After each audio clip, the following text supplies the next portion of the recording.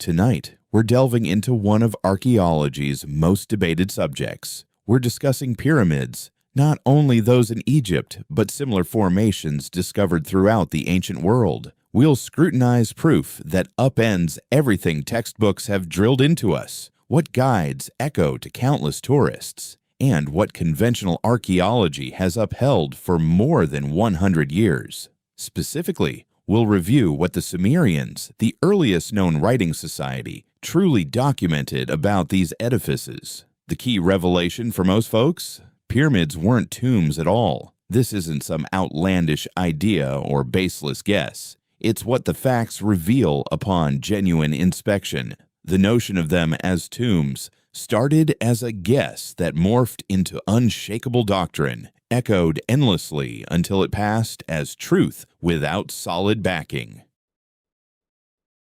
In this session, we'll return to the hard facts, Sumerian writings, excavation findings, structural breakdowns, and celestial connections. We'll uncover the true function of these monuments, their construction motives, and the ancient wisdom that's vanished or been intentionally hidden. This tale uncovers our species' overlooked engineering legacy, etched in rock and hidden in old scripts, ready for rediscovery. Let's begin with an issue that should unsettle any sharp-minded historian. The Great Pyramid of Giza, Earth's most accurately built edifice, supposedly erected circa 2560 BCE by Pharaoh Khufu, holds zero proof of ever serving as a tomb, zero hieroglyphs within its walls,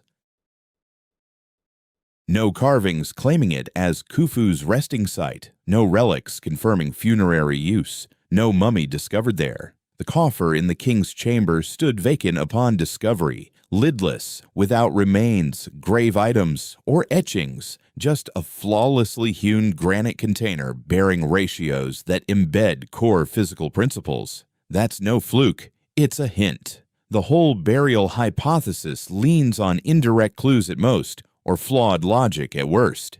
Experts presumed it a tomb since pharaohs made tombs, and it's beside others, so it had to be one, but presumptions aren't proof. Scrutinize the Great Pyramid free of those biases, and a starkly different reality surfaces. This is machinery, not a mausoleum, a tool crafted for a precise role, demanding accuracy we struggle to match now with laser tech.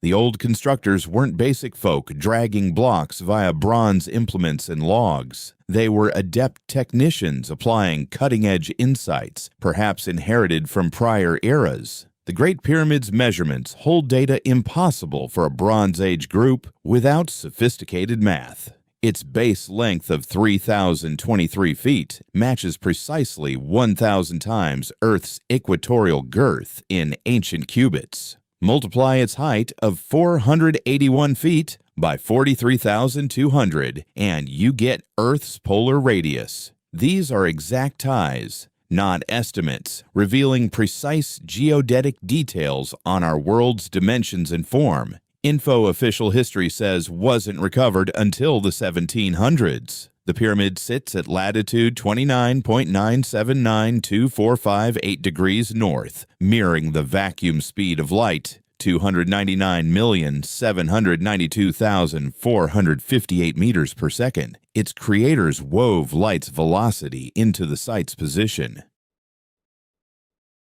Consider that. Modern labs didn't clock light's pace until the 1800s, yet it's inscribed on the planet in enduring stone, set down over 4,500 years back. How?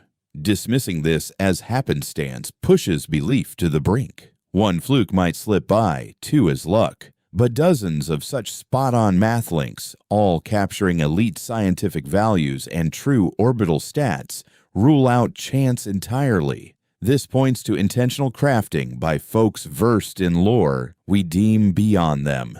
The golden ratio, 1.618, permeates the pyramid's layout. Half base to slant height yields phi exactly. Height to half base nears phi closely. These go beyond vague parallels.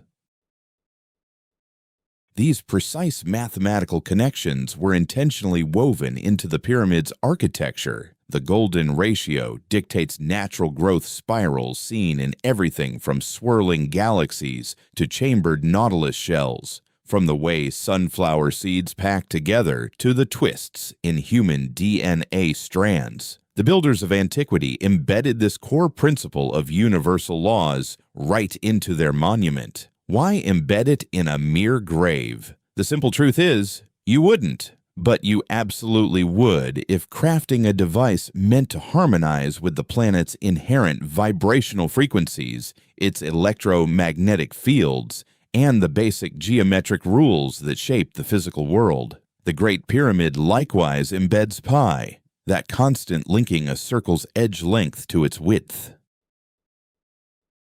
Divide the base's perimeter by double the height, and you get pi accurate to multiple digits. Not just close, spot on. Conventional historians insist the Egyptians lacked such precise grasp of pi, relying instead on crude estimates. And yet, there it stands, carved in enduring rock within their grandest, most meticulously engineered edifice. The inconsistencies mount up once you dig into the real records. Sumerian writings on durable clay tablets, predating the pyramids by hundreds of years, offer insights that standard Egyptology dismisses. The Sumerians formed the earliest writing society on record. Around 3200 BCE, they pioneered script itself. As Egypt lingered in its formative dynasties, they were etching their wisdom, chronicles, and cosmic insights into lasting media. What insights did they share about such edifices? They termed them meaning abode. In fuller detail, though, it signified the abode linking sky and soil. Far from tombs for the dead, these served as operational mechanisms, power hubs, forging ties between the worldly domain and the divine spheres. The Sumerian term for pyramid, Unir, surfaces in accounts of constructions by the Anunnaki, those deities descended from above. Such writings detail how the Anunnaki imparted sophisticated lore to humankind, guiding them in urban development, metallurgy, celestial tracking, and erecting towers aspiring to the stars. Mesopotamia's ziggurats, those tiered pyramids rising in layers, symbolize steps from mortal ground to ethereal heights. Yet pyramids weren't limited to that era. The texts allude to even earlier builds predating the deluge, forged with divine-granted expertise. The Epic of Gilgamesh, with sections from circa 2100 BCE, yet rooted in far older tales, holds a segment often garbled in translation or overlooked. As Gilgamesh journeys to Utnapishtim, the deluge's lone survivor, he traverses a mountainside passage opening to a paradise of immortals. That passage's depiction aligns perfectly with the Great Pyramid's inner corridors. A sharp upward climb cut through bedrock, opening into a vast hall of gleaming stone that bounced light like mirrors, culminating in a vault safeguarding sacred wisdom. No allegory here, it's a blueprint of design. The Great Pyramid's grand gallery echoes it flawlessly. A 153-foot incline, 28 feet tall, lined with beveled, lustrous limestone walls that once gleamed under the original outer sheath, guiding toward the king's chamber. There sits not a coffin for remains, but a granite chest measured with exactitude, its inner and outer capacities mirroring the same numeric patterns echoed across the whole build. The Sumerians were aware of this edifice. Their writings captured it. They grasped its role as far more than a sepulchre, something profoundly different. The Sumerian king list, assembled near 2000 BCE, yet chronicling remote antiquity, recounts the pre-flood age when rulers reigned for millennia and deities mingled with mortals. In that era, per the records, the Anunnaki forged what they dubbed Duranaki, the link spanning heaven and earth. These manifested as tangible constructs, apparatuses generating tangible bonds between the earthly plane and the stars. The accounts portray them practically, not as icons or rituals. They directed forces. They vibrated at targeted wavelengths. They demanded flawless numeric precision in form to operate as intended. Post-deluge, Sumerian lore holds fragments of this wisdom endured, passed to emerging societies. The 7 Apkallu, wise counselors to pre-flood sovereigns, instructed the remnant on restoration. They revealed holy dimensions, harmonic geometries, stellar orientations essential for reviving these wonders. The pyramid makers of Egypt weren't trailblazers of fresh inventions. They were executors of timeless lore, adhering to blueprints and metrics from epochs before their own. Let's tackle the supposed engineering feats that conventional archaeologists strain to justify using Bronze Age methods. The Great Pyramid is made up of roughly 2.3 million limestone blocks, each weighing an average of 2.5 tons, though some reach up to 80 tons. In the King's Chamber, the granite beams tip the scales at 50 to 80 tons apiece, sourced from a quarry 500 meters distant. The standard account claims workers hauled these massive stones on wooden sleds, tugged by hordes of laborers with ropes, before hoisting them up via ramps. But this story crumbles under scrutiny for countless reasons. To start, the schedule simply doesn't add up. Assuming teams installed a block every 2 minutes around the clock without breaks, it'd still demand almost 9 years solely for placement, ignoring the quarrying, hauling, and polishing phases. Yet experts peg the build at just 20 to 23 years. The numbers fail to back the manpower projections. When you crunch the logistics, it gets ridiculous. The room needed for such a vast crew, the massive supplies of food and water in the arid landscape, the constant production and renewal of tools, and the ramps that'd demand more stone than the monument itself. Traditional views insist 100,000 people toiled for 2 decades. But where did they bunk down? How did they source water amid the sands? What fed them all? And where's the archaeological trace of the enormous worker settlement that would have been essential? We've uncovered modest labor camps, sure, but nothing near the size demanded by the official chronology. The exquisite craftsmanship adds yet another hurdle for the primitive tool theory. The outer casing stones which once sheathed the pyramid were shaped with such exactitude that seams between them measured a mere 1/50th of an inch on average.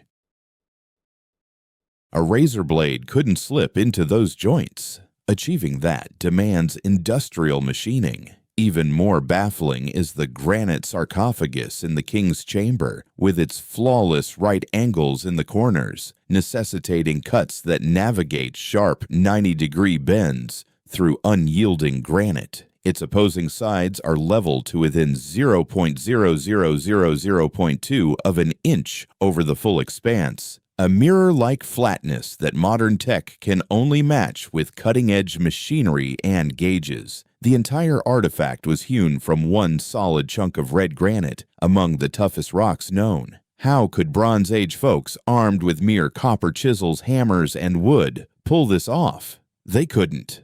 No way. This screams advanced machinery, tech we're just starting to grasp again. The proof stares us in the face from the pyramid.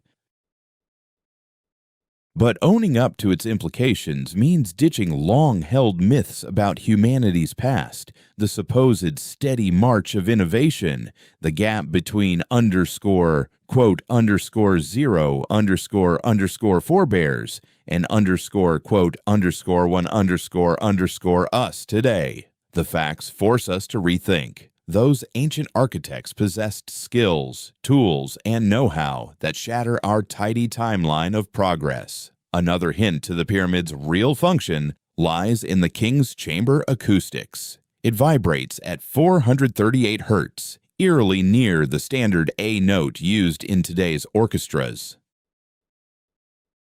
produce a tone there, and it booms with intensity, boosting select pitches while muting others thanks to the room's proportions forming standing waves. Those 5 granite slabs overhead, the _2_ tiers meant to ease pressure on the tomb below, actually serve as sound amplifiers, calibrated to distinct harmonics. Tap 1, and it chimes like a bell, each at its own tone to form a full scale. Pure chance? Hardly. This is pinnacle audio design. The space acts as an echo chamber with the beams as fine-tuned vibrators. What tomb needs such sonic finesse? None. But if the pyramid harnessed audio waves, tremors, or vibes, it'd make perfect sense. Christopher Dunn, an expert machinist and engineer who's devoted decades to the site, argues the whole edifice operated like a generator, tapping Earth's subtle quakes via sonic resonance to produce power. In his work, The Giza Power Plant, he breaks down the engineering, revealing how the layout weaves in acoustics, chemical reactions, and electric principles unknown, or so we're told, until our era. Detractors brush him off for lacking an Egyptology degree, but they dodge his technical breakdowns with no counterproof. They just bury it to protect the status quo. Those narrow shafts from the king's and queen's chambers further undermine the burial hypothesis. Roughly 8 inches across, they tunnel out from the rooms, piercing the pyramid's bulk, some breaching the outer walls, others halting just shy of daylight. Conventional views insist these are merely ventilation channels, yet that idea falls flat for an enclosed burial site. Modern probes using robots inside these passages have uncovered remarkable features. Inside, there are copper attachments, finely crafted metal components placed at key spots. In particular, the southern passage from the Queen's chamber features a limestone barrier fitted with copper grips. What purpose could handles serve on a vent line buried deep within the pyramid's bulk, unreachable by anyone? It all clicks into place once you realize copper's role in carrying electrical charge. Far from vents, these passages served as channels. They might have carried power flows, guided sound waves, or handled a mix of the two. Moreover, the passages line up with particular celestial bodies. From the king's chamber, the southern one aimed straight at Alnitak, Orion's belt's most luminous star around 2500 BCE. Its northern counterpart targeted Alpha Draconis, the North Pole star back then. Such positioning went beyond mere symbolism. It had practical aims, aligning the monument with starry power origins, streams of space rays, or whatever links between ground-based builds and sky dynamics the constructors grasped. Ancient Sumerian writings mention the Anunnaki wielding Me, loosely meaning sacred force or universal order, yet the surrounding details point to tangible tech-like elements. These MEs took form as items, gadgets, at times gems, other times slabs that held and relayed strength along with wisdom. The tale of Inanna's journey into the netherworld notes her donning 7 MAs, each granting distinct powers. During Enki's inebriated state, Inanna swipes a bunch of me from him, seizing along with them the expertise and might they embodied. Far from vague ideas, these accounts outline tech gadgets, ones that captured and sent out vitality and data. Under Sumerian sky lore, the pyramids stood as spots to house me, bridging sky and soil via engineered methods to forge and sustain that link. The deities relied not on sorcery. They employed cutting-edge knowledge that seemed wondrous to those ignorant of its basics. No eerie force powered the pyramid.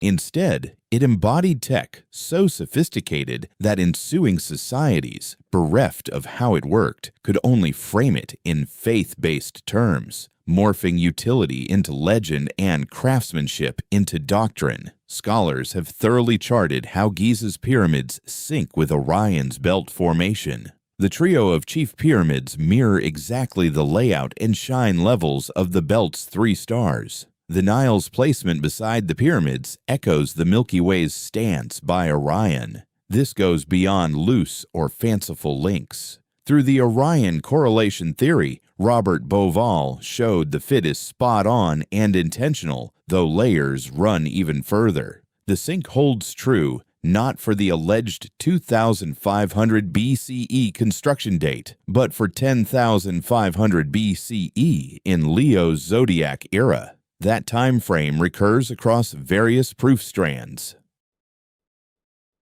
Erosion on the Sphinx from water suggests exposure in Egypt's far damper ancient times, tied to the African humid phase, wrapping up near 10,500 BCE. Great Pyramid Passage aims match star spots valid for 10,500 BCE. Graham Hancock and Robert Schoch have gathered broad geologic and star-based data implying Giza's setup predates what standard archaeology accepts by a wide margin. The standard take, that pyramids rose in 2500 BCE yet aim to honor 10,500 BCE, crumbles on close look. For what reason would Khufu raise a huge pyramid encoding sky spots from 8,000 years prior? A cleaner fit with the data points to the site arising, or at minimum getting planned and somewhat assembled in that remote epoch, with finishing touches or upgrades in the royal era.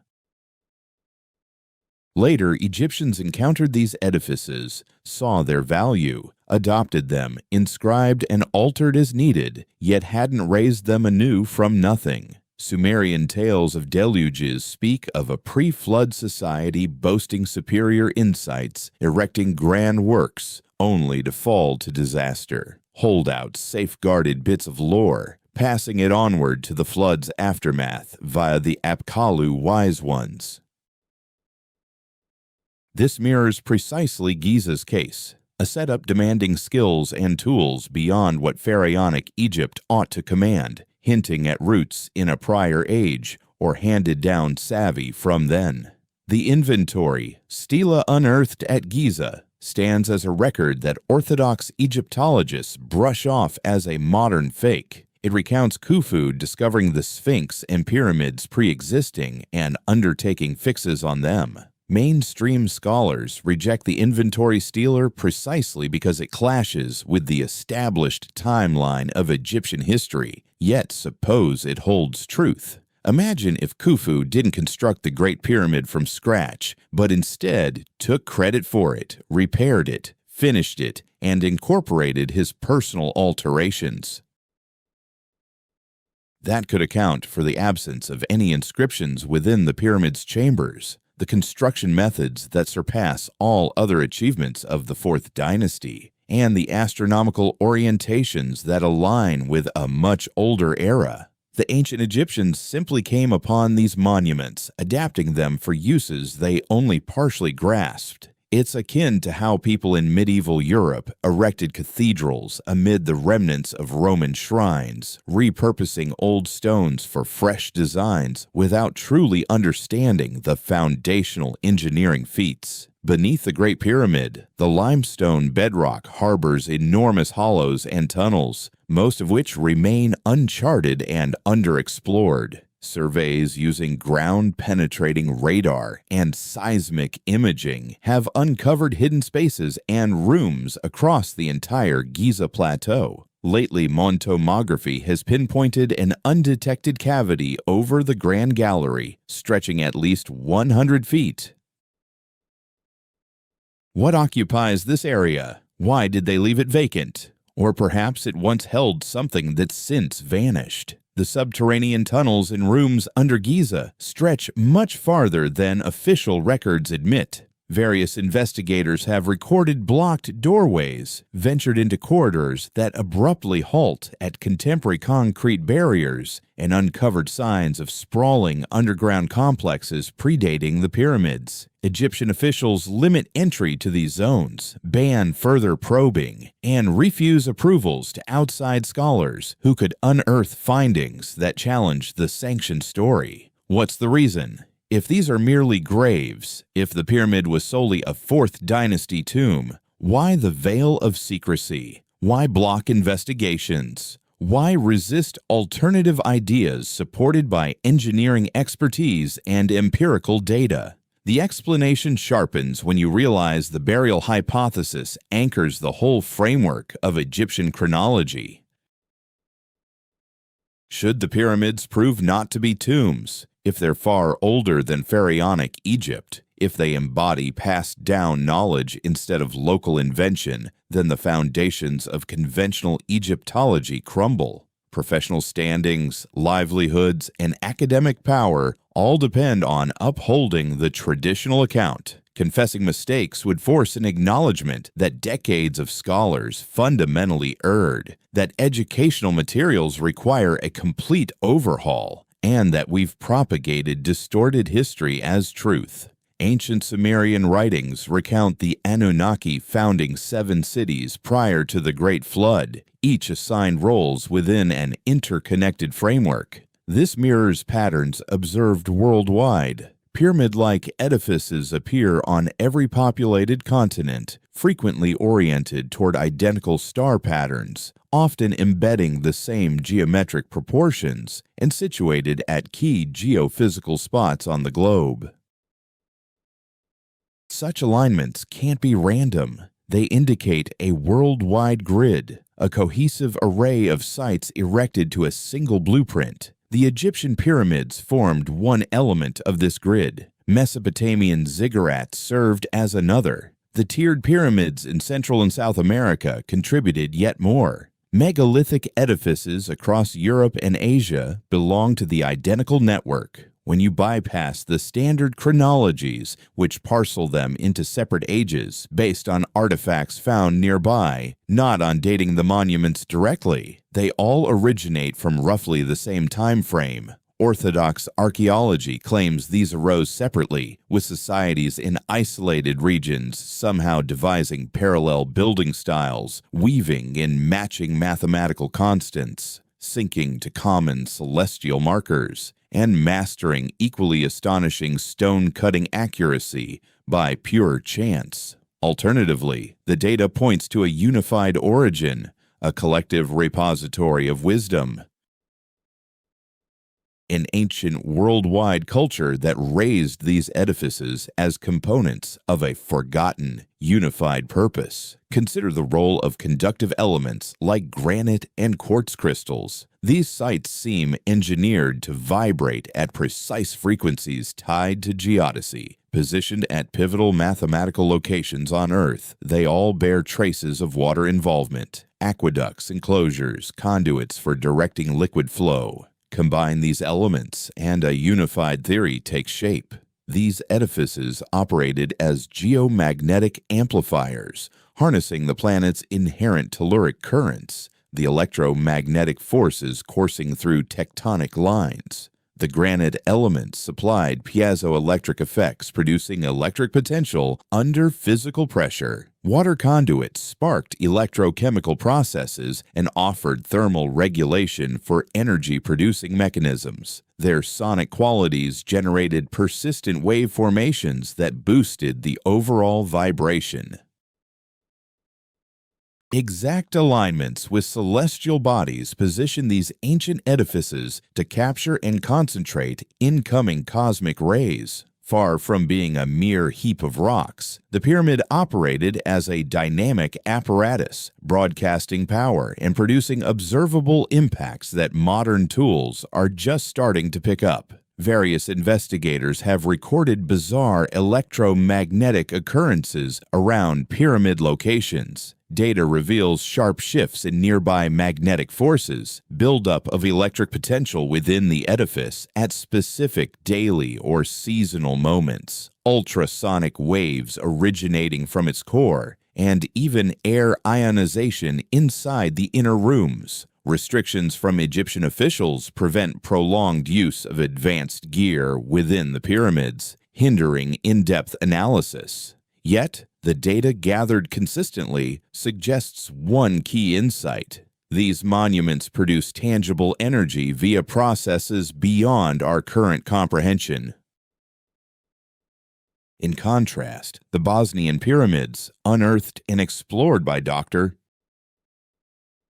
Sam Osmanagic, have undergone far more thorough examinations than what's feasible at Giza under local regulations. The findings are remarkable. The central structure, known as the Pyramid of the Sun, projects a concentrated 28 kilohertz ultrasonic ray from its summit. This directed emission rather than diffuse output can be readily identified using routine devices and persists steadily from the monument. Examination of its build reveals layered components, concrete-like slabs alternated with clay layers, forming a setup akin to an early capacitor or power cell. The whole edifice thus accumulates and holds electrical charge. Internal waterways hint at an integrated hydroelectric element. Official archaeologists outright reject the Bosnian pyramids, labeling them mere hills formed by nature,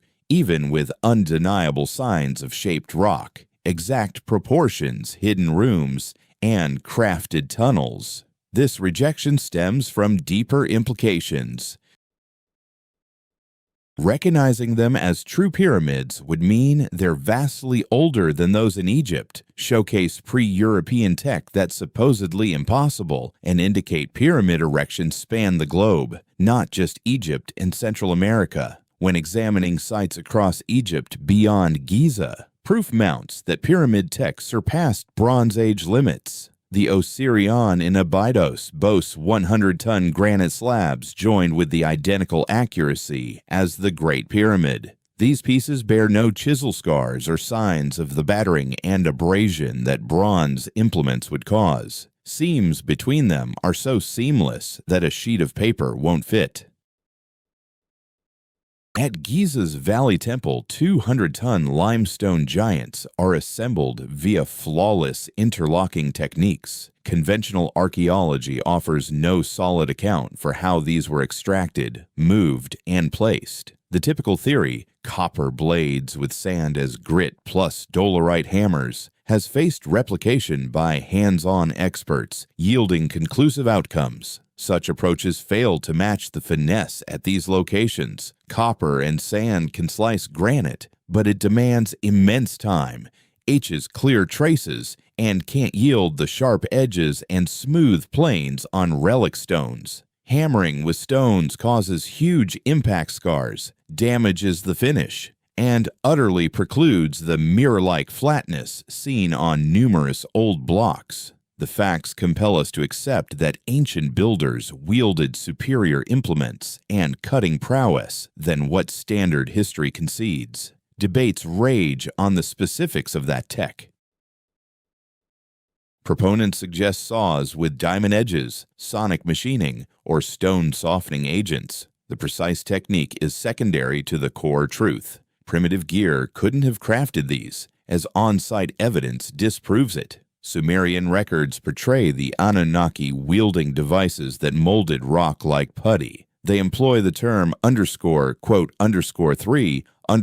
denoting artisan or woodworker, yet in passages it refers to effortlessly handling tough substances. While not detailing the how, these accounts affirm sophisticated stoneworking thrived in antiquity. Techniques inherited from flood-era times via the Apkallu to later societies. Egypt's pyramid inscriptions, the earliest sacred scripts etched in Unuz's pyramid, and other 5th dynasty ones, depict the pharaoh's ascent to the heavens among deities. Interpreted minus doctrinal bias, they outline a mechanical procedure. The ruler steps into a space. The entrance seals shut. Events unfold with audio and illumination. He ascends via the building and breaks into the open air. This goes beyond simple mythic revival. It resembles a step-by-step protocol, guidelines for operating a machine whose operations have faded from our comprehension. The account outlines exact alignments, precise schedules tied to celestial alignments, detailed steps for accessing and leaving rooms. This comes across as an engineering guide rather than a collection of devotions. The link between these pyramid edifices and the workings of the mind opens up an additional layer of their intent, one that conventional archaeologists reject, yet ancient writings and contemporary encounters affirm it.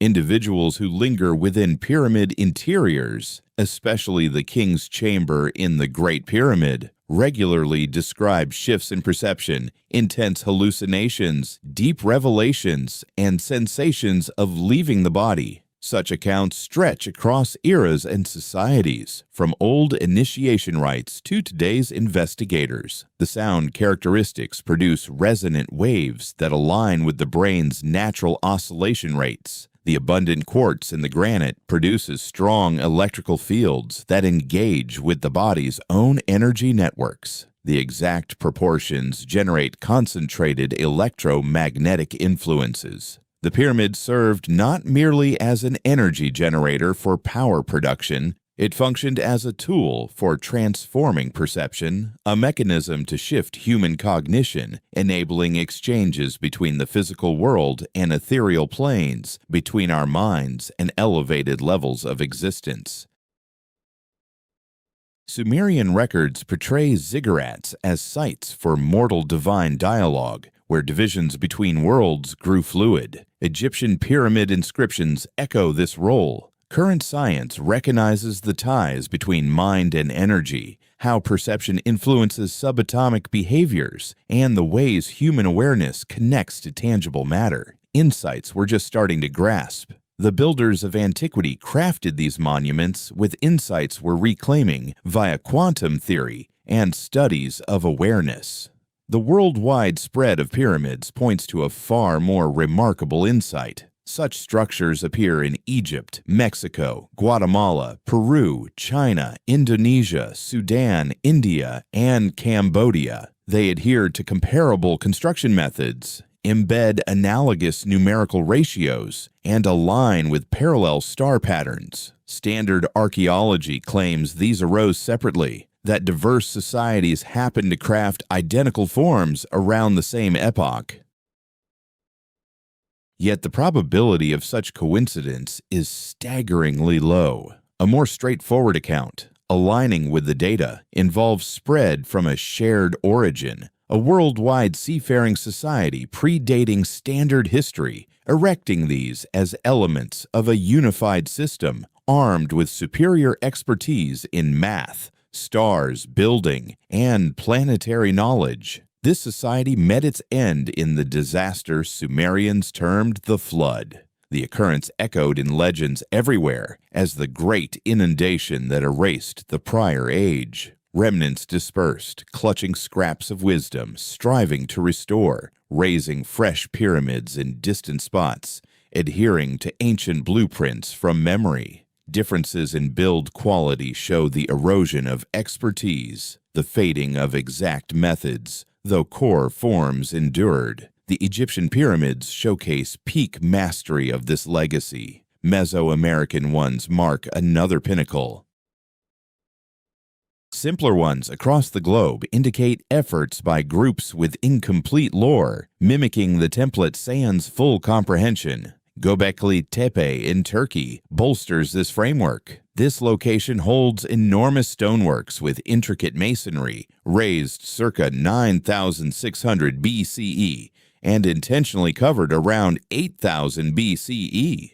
Accepted archaeology concedes it challenges the usual chronology for societies by millennia. Its creators displayed coordination, technical skill, and creative flair incompatible with the forager bands thought to rule that time. The place proves sophisticated societies thrived much earlier than models allow. If such a society flourished by 9,600 BCE and held the skills to raise Göbekli Tepe, then pyramid origins in that time frame shift from guesswork to plausible theory.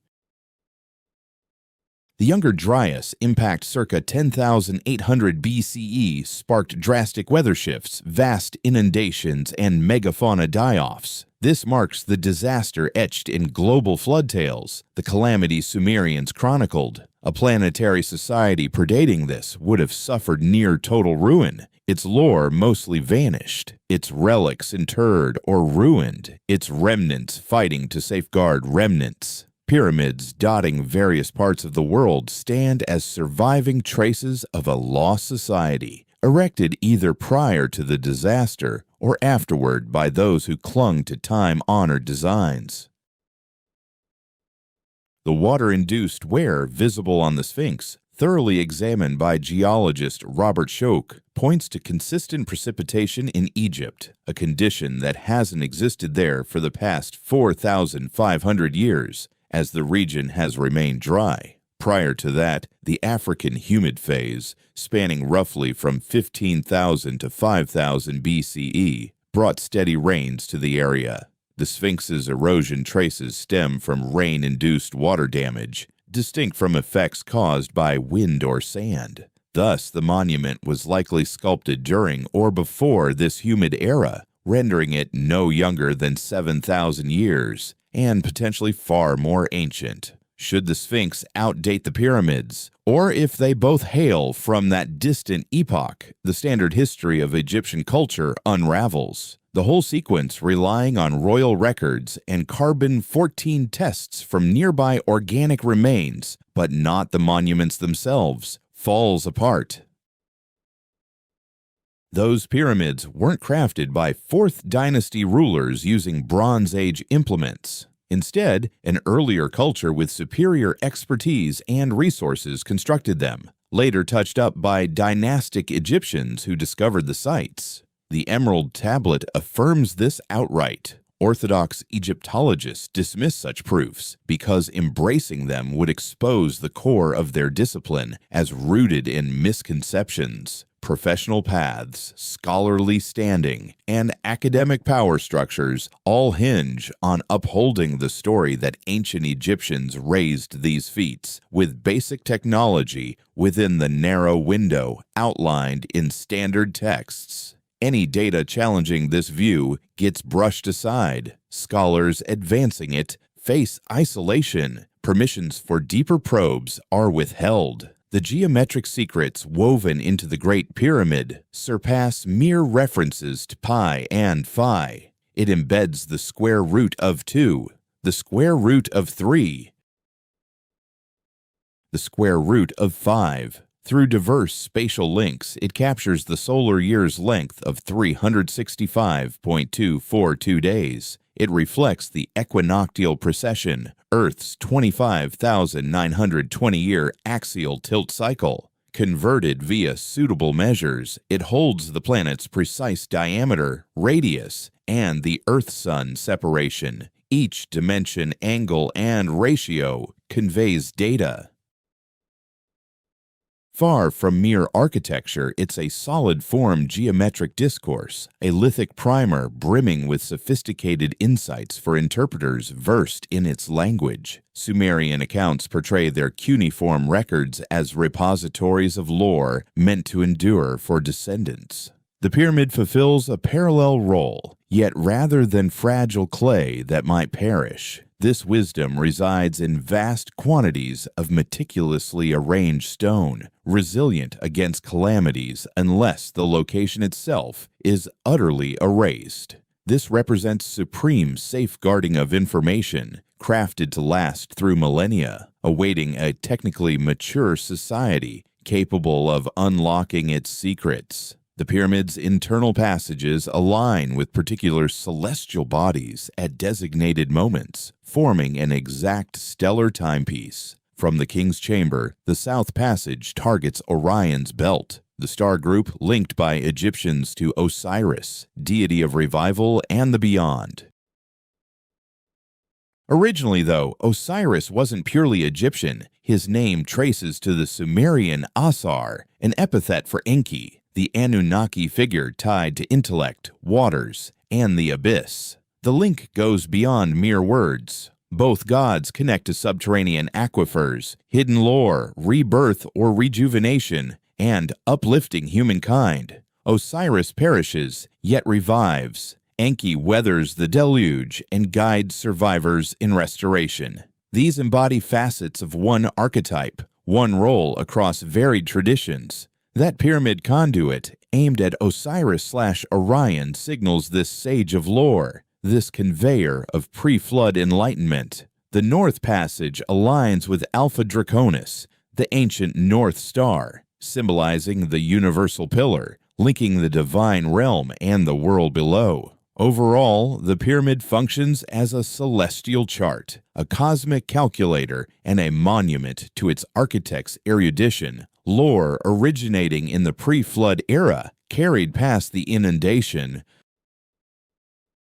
and inscribed indelibly in rock. The notion of pyramids as energy generators or power sources isn't whimsical fantasy, but draws from rigorous structural engineering studies. Investigations by Christopher Dunn, extending findings from pioneers like Peter Tompkins and John Anthony West, reveal the Great Pyramid's features mirroring those of a hydrogen-generating plant. Traces in the Queen's Chamber suggest chemical processes. The passages bear signs of chemical conveyance. The King's Chamber displays sonic traits perfect for vibrational harmony.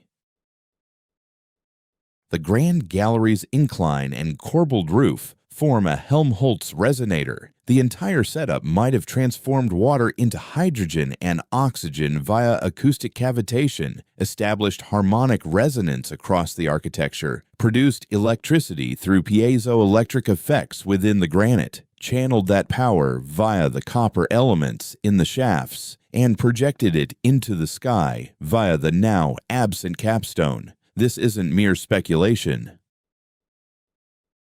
Each component draws from established physics, verifiable material characteristics, and the pyramid's real construction details. The sole conjecture lies in the integration of these parts into a cohesive mechanism. However, the inclusion of all these features, their meticulous craftsmanship, and the obvious signs of utility extending past mere stability all indicate intentional design for a defined objective. The absent capstone of the Great Pyramid has long baffled scholars. The monument was left unfinished, if that entailed installing a capstone. No traces of such a capstone have surfaced. Nevertheless, the edifice mathematically necessitates one. Its geometry calls for a pinnacle. What could this capstone have been? Sumerian texts recount the gods employing crystals, especially concentrated ones atop temple edifices, to direct and broadcast energy. Quartz crystal possesses piezoelectric qualities, produces electricity when compressed, and can hold and relay electromagnetic forces. A substantial quartz crystal capstone atop the pyramid would serve as a broadcaster, concentrating and directing the energy produced inside the framework. This accounts for the lack of a stone capstone. It wasn't crafted from stone. It was crystalline, and it was taken away when the pyramid was shut down, either by its original constructors upon departure or by subsequent societies ignorant of its role who disassembled it. The Benben stone housed in the temple of Heliopolis was reputed to have descended from the heavens. Pyramid-shaped, perhaps conical, it was portrayed as radiant or shining. This might describe a crystal capstone, an operational part of the pyramid mechanism, safeguarded as a holy artifact once the pyramid stopped operating. The positioning of pyramid locations relative to the equator and among themselves implies advanced geodetic expertise. The Great Pyramid is located at 30 degrees north latitude. This marks 1/3 of the distance from the equator to the pole. Connections between the pyramid site and the Arctic Circle, the Tropic of Cancer, the equator, all feature exact mathematical links. The Mayan pyramids at Chichen Itza and Teotihuacan orient toward the equator and interconnect via latitude and longitude lines that embed mathematical constants. The Angkor Wat temple complex in Cambodia, the pyramids of Khan in China, the Bosnian pyramids, all occupy key geographical spots that form a worldwide network. This network emerges in both organic and man-made elements across the globe. Ley lines, known as such, link holy places, ancient stone monuments, innate energy nodes. Conventional archaeology rejects ley lines as fanciful, yet the alignments show strong statistical validity. These locations aren't scattered haphazardly. They adhere to configurations, orient relative to one another, and form geometric ties spanning continents. This signifies worldwide mapping, engineering on a planetary level, comprehension of Earth's size, and traits that demand sophisticated math and surveying tools. The ancient constructors viewed Earth as a globe in the cosmos, grasped its precise measurements, charted it accurately, and erected their edifices at chosen sites for purposes tied to global energy flows. The link between pyramid locations and geological elements is no accident. The Great Pyramid rests on a limestone plateau, full of innate hollows and subterranean water passages. The limestone holds substantial quartz. Water coursing through quartz-laden stone creates electric potential via the piezoelectric effect. The pyramid perches on an innate power source, a natural setup that yields electricity from groundwater flow. The edifice enhances and directs this inherent power. Similar patterns appear at pyramid sites around the world.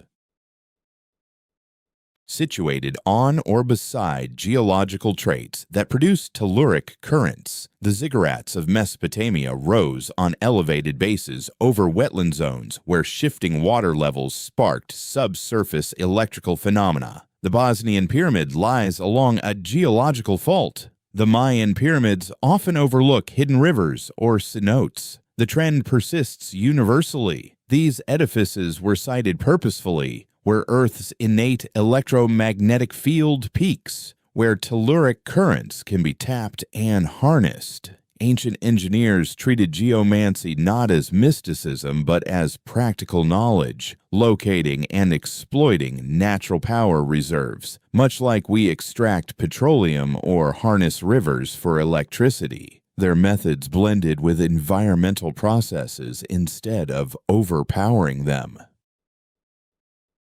They collaborated with the planet's inherent energies instead of opposing them.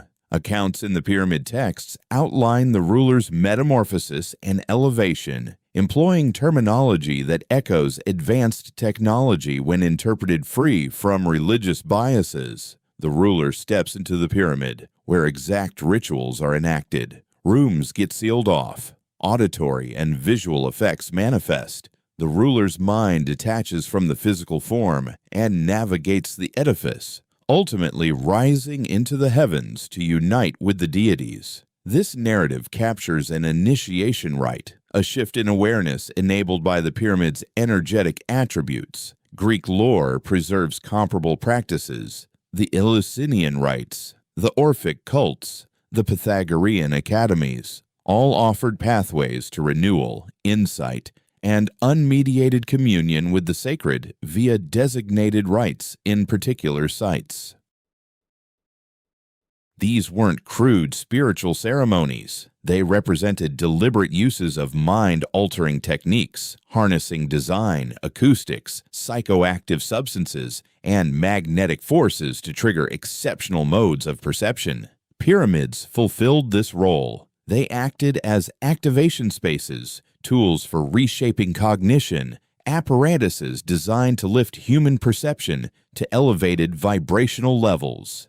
The exact sonic characteristics, the magnetic influences, the seclusion and sensory restriction within the enclosed areas all work together to provoke these modified consciousnesses. Contemporary studies on isolation tanks, on how magnetic fields affect mental states, on how sonic vibrations shape neural patterns, all bolster this viewpoint. Yet the puzzle persists. For what reason were these pyramids erected? Should they have operated as energy generators? What powered their output? If they enabled mental shifts, what end did that serve? Sumerian writings offer clues. The Anunnaki, celestial deities, needed such facilities for their earthly endeavors. those efforts centered on extraction. Per the records, the Anunnaki arrived on Earth to extract gold. They founded settlements, engineered people as laborers, and constructed facilities to sustain their activities. But what made gold so vital? Today's scientific insights highlight gold's exceptional qualities. It conducts electrical currents superbly. It reflects intensely, ideal for blocking radiation. It resists oxidation or degradation. It can be beaten into ultrafine layers, forming efficient barriers or conductors with scant amounts. A civilization traversing space would prize gold for its practical tech roles, not mere beauty or wealth. The pyramids might have produced energy for extraction tools, refinement machinery, or signaling networks. They could have beamed energy without wires to distant sites, forming a regional or worldwide power lattice. The mind-altering aspect might have played a supporting part, or proving crucial for preparing operators or clerics to manage the systems. Orthodox archaeology dismisses such ideas since they demand acknowledging a sophisticated society predating the standard chronology. That the Sumerian deities were real entities, perhaps from other worlds, or an earthly culture so refined it appeared divine to early humans. These ideas unsettle core stories. They clash with faith-based views on human beginnings. They undermine materialist science's claim that mind emerges only from neural processes. They disrupt the reassuring notion of steady advancement from basic to sophisticated, yet proof disregards our ease. The meticulous craftsmanship endures, theory or no. The geometric harmonies embedded in the builds persist, no matter our preconceptions. The worldwide spread of akin monuments adhering to parallel designs continues, timeline notwithstanding. The sonic traits, the magnetic irregularities, the celestial orientations, all stand as verifiable data. The Sumerian records endure as the earliest scripted accounts of humankind's roots and deep past. Brushing aside this proof to safeguard the prevailing story isn't inquiry. It's creed shielding from reality.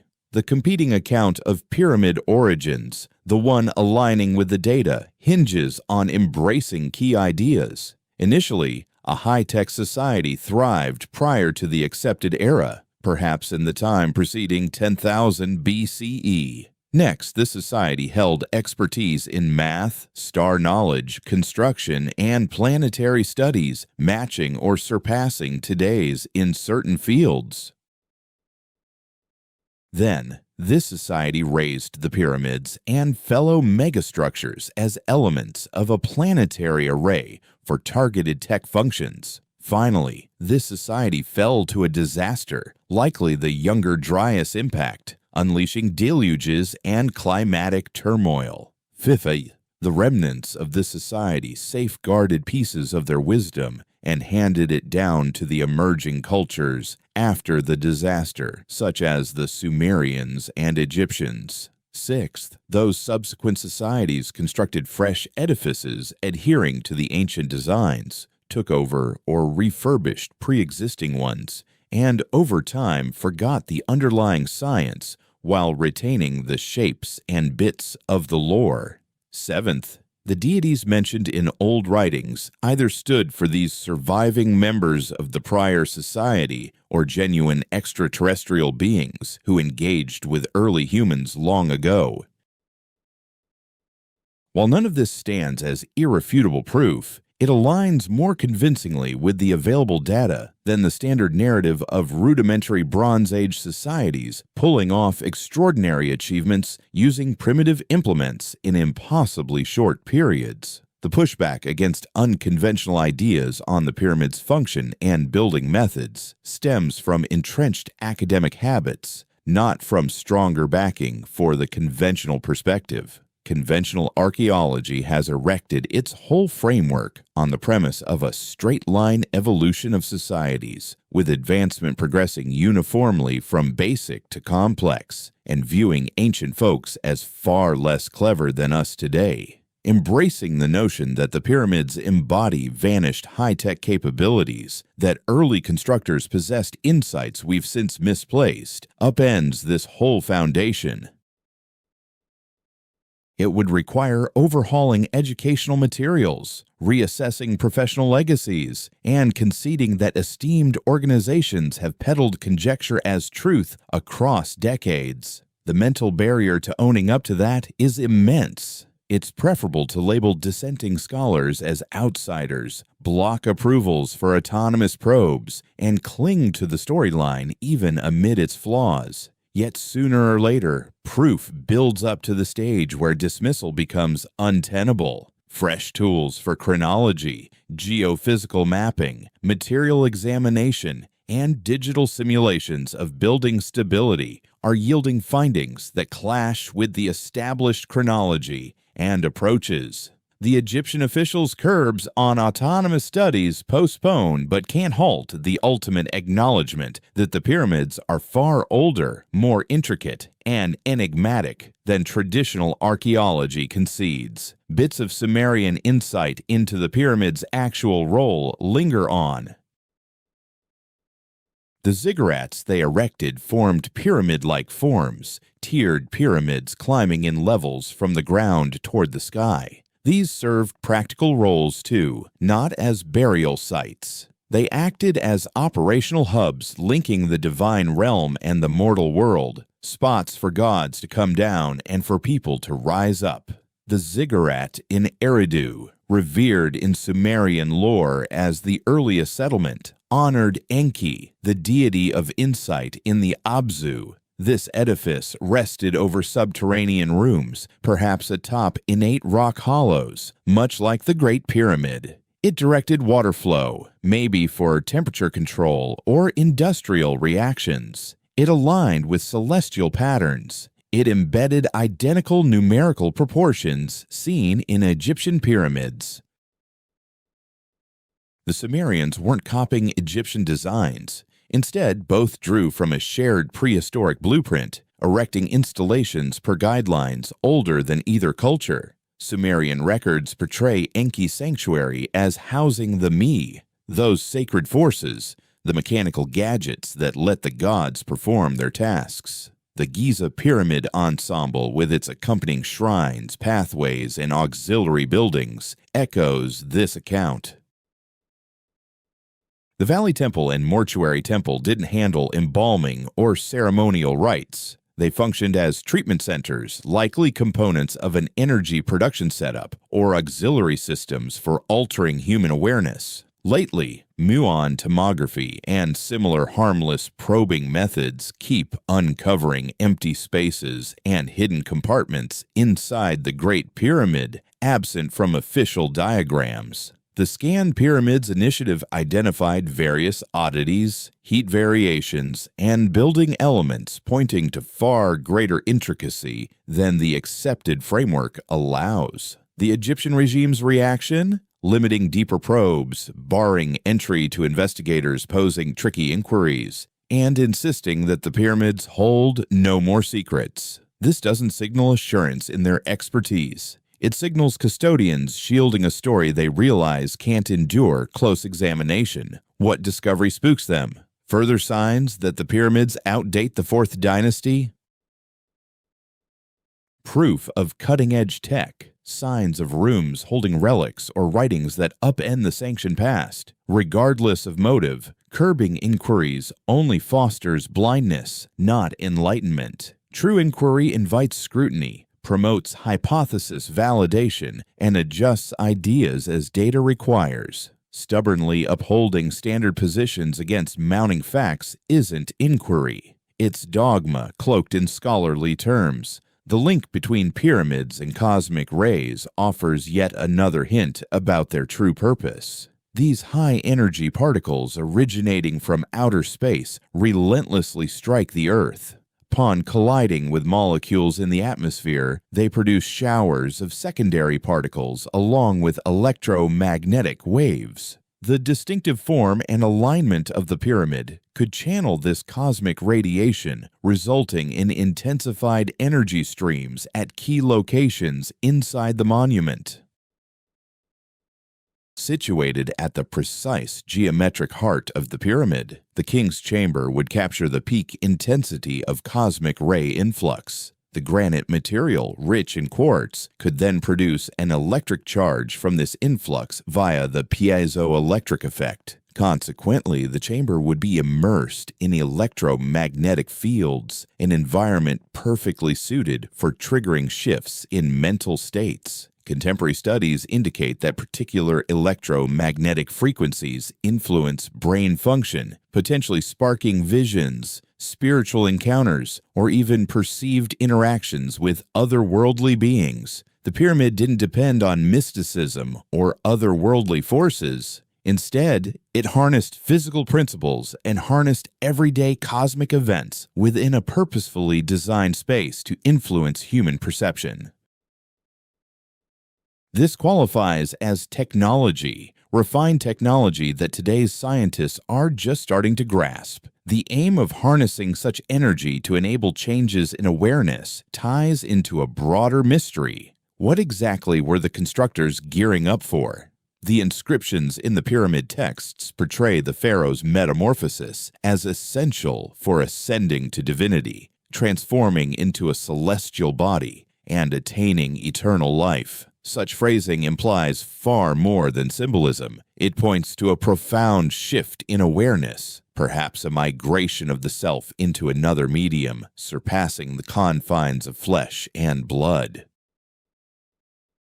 Today's transhumanist thinkers chase identical objectives with contemporary tools, aiming to transfer human minds into digital realms for virtual eternity. The pyramid builders chased comparable ends via alternative methods. The structure likely supported the relocation of consciousness, permitting the essence of awareness to outlast physical demise and connect with elevated planes of existence. This might resemble speculative fiction, yet quantum mechanics supports the idea that consciousness operates beyond locality, that the mind isn't generated by the brain, but rather sifted through it, existing apart from any material base. The pyramid supplied the means to validate this concept, allowing users to directly witness the persistence of awareness after the body's end. This wasn't mere faith. It constituted hands-on exploration of the mind through cutting-edge tools.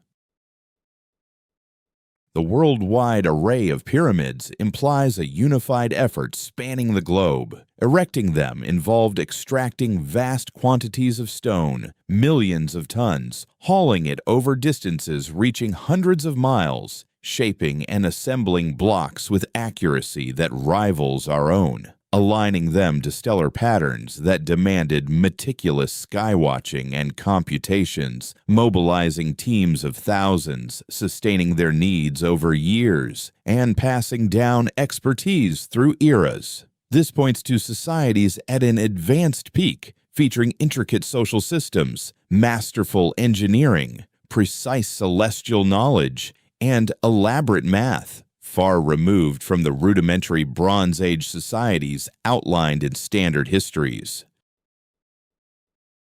The facts compel us to acknowledge that early humans reached pinnacles of achievement that wouldn't be equaled again until the present era. In certain areas, like the finesse of masonry, the harmony of buildings with ambient energies, and the mastery of mental tech, the ancients outshone what we can do now. We slice rock with lasers or high-pressure streams, yet we fail to craft edifices that embed the velocity of light in their positional data. We produce power in factories, but not ones that double as mind-altering apparatuses and sky-tracking instruments. The pyramid embodies unified wisdom, blending numerous roles into one form, with a streamlined sophistication that eludes most current designs. The dismissal of unconventional ideas about pyramids, the mockery aimed at scholars questioning the status quo, and the blocking of research access all prop up a storyline benefiting certain agendas. Viewing the pyramids solely as burial sites upholds archaeology's monopoly on interpreting antiquity. Recognizing them as sophisticated devices invites input from engineers, scientists, and mind experts alike. If they hold concealed wisdom, reclaiming it calls for rigorous inquiry over mere visitor oversight. If their timelines precede accepted history, then our timeline of progress needs overhaul, upending not only Egyptology but our whole view of societal evolution. The implications are profound. Influential organizations, elite academic institutions, and various governments all stake their reputations on upholding the established storyline. Independent investigators, on the other hand, operate without official support, financial resources, or entry to key sites. They're often labeled as fringe theorists, relic seekers, or outright frauds, no matter how solid their data or meticulous their approaches. Yet, what defines truth has nothing to do with official endorsements. It's all about the proof.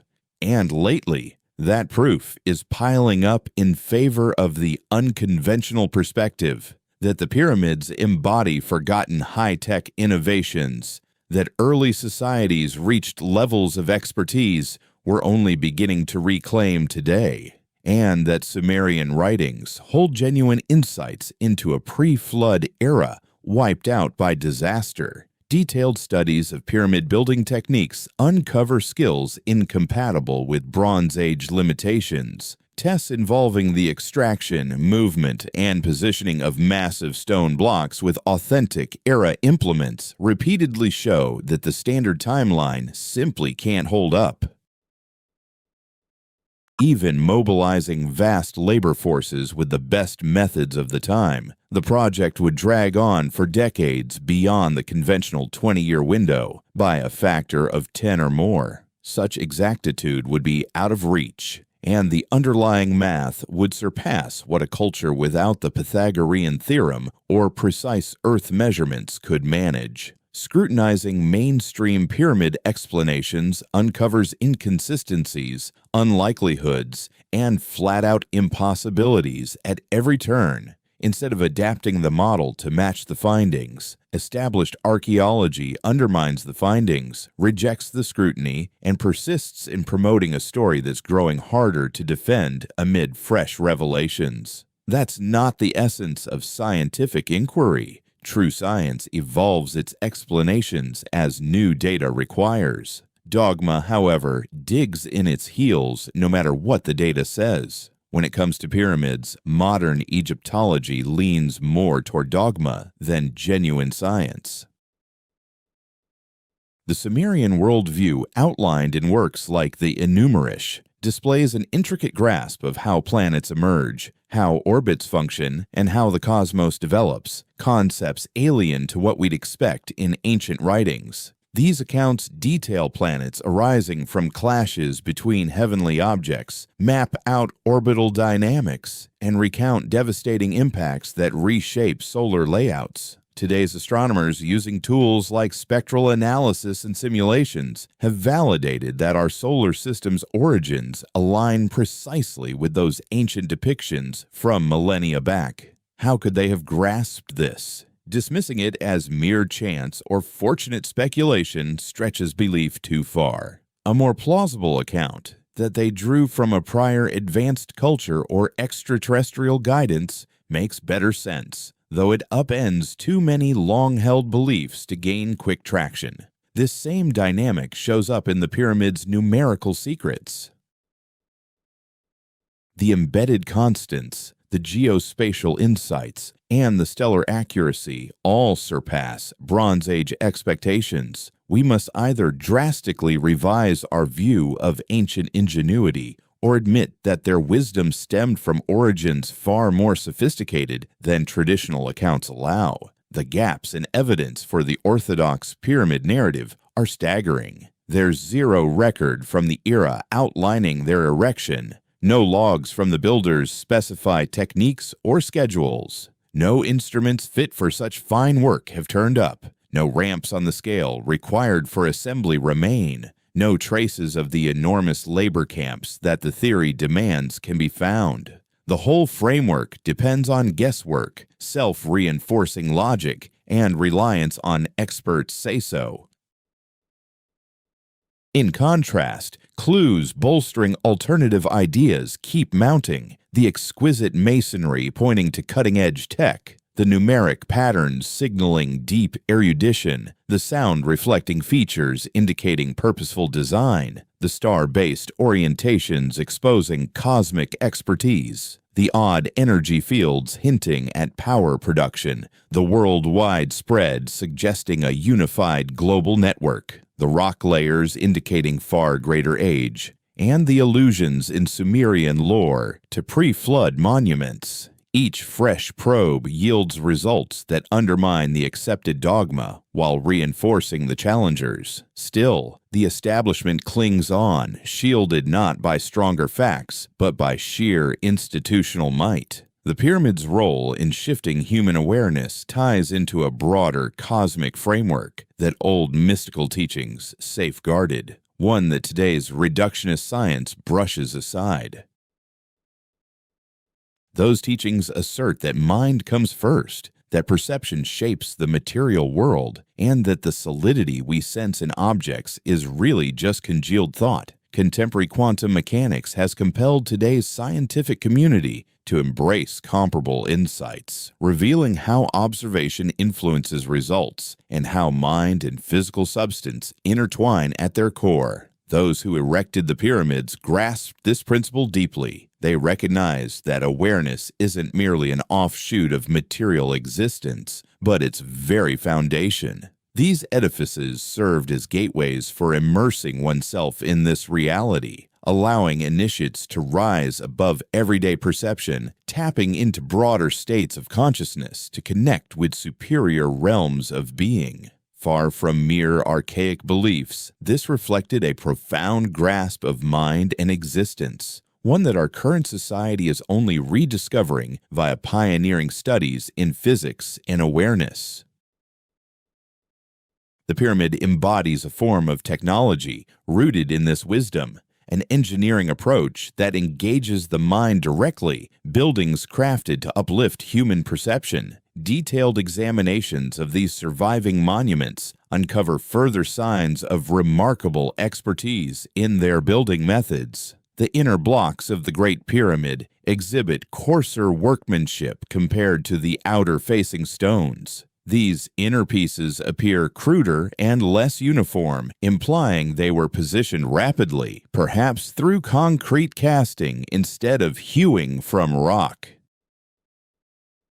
French researcher Joseph Davidovits argued that numerous blocks weren't quarried natural limestone but artificial material, an ancient form of concrete, combining limestone gravel with a geopolymer adhesive. His close-up study of the pyramid rock reveals air pockets, plant-based strands, and traits that clash with quarried stone, but align perfectly with poured concrete. Traditional Egyptologists dismiss this idea, even with the tangible proof, maintaining that the stones were mined and hauled from sites. Yet Davidovits draws on the stone's own physical properties as support. His detractors lean on hypothetical critiques and preconceptions about what ancient tech could achieve. Should the Egyptians have mastered concrete, molding blocks on site rather than extracting and moving them, it would resolve countless puzzles in the standard building narrative. Moreover, it would confirm their command of chemistry, materials, and design, far exceeding what conventional history attributes, skills not thought possible until millennia later. Another enigma lies in the implements discovered on certain pyramid rocks.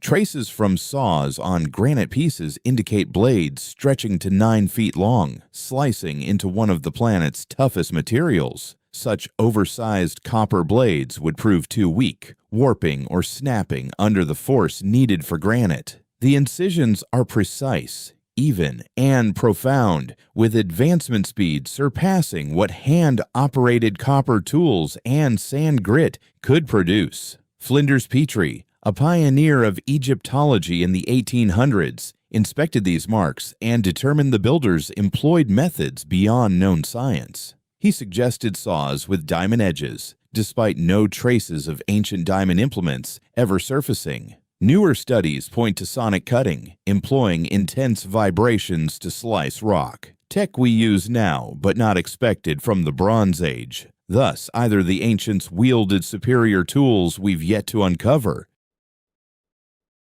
or they applied an entirely foreign cutting process we can't yet fathom. Even more striking are the drilled samples from granite. Extracted cores display helical channels, showing the tool penetrated granite at speeds that challenge today's diamond drills. Based on the channel pitch, the ancient device progressed at roughly 1 inch per turn. Today's diamond setups manage just 1/100th of that pace. The old drills operated 100 times more efficiently than our best. How was this possible? The standard claim of copper pipes plus sand slurry has faced rigorous trials. It functions, but agonizingly slowly, and fails to produce the unique helical patterns on those old cores. All signs point to an alternative approach altogether, maybe sonic drilling or something undetected. The cores themselves sit in museums for inspection. The channels can be quantified. The proof is irrefutable. Still, instead of updating views on ancient prowess to fit the facts, established archaeology sidesteps it or trots out unconvincing rationales. Hauling those enormous rocks poses transport challenges the orthodox model fails to resolve. The granite rafters in the king's chamber tip the scales at 50 to 80 tons apiece, sourced from Aswan, over 500 miles distant. So how did they transport these stones? The typical account suggests they were placed on vessels, carried along the Nile amid seasonal flooding, and then hauled from the riverbank to the pyramid. Yet loading and offloading 80-ton granite beams onto ships with Bronze Age tools poses huge difficulties. These beams measure 27 feet in length and are single solid pieces.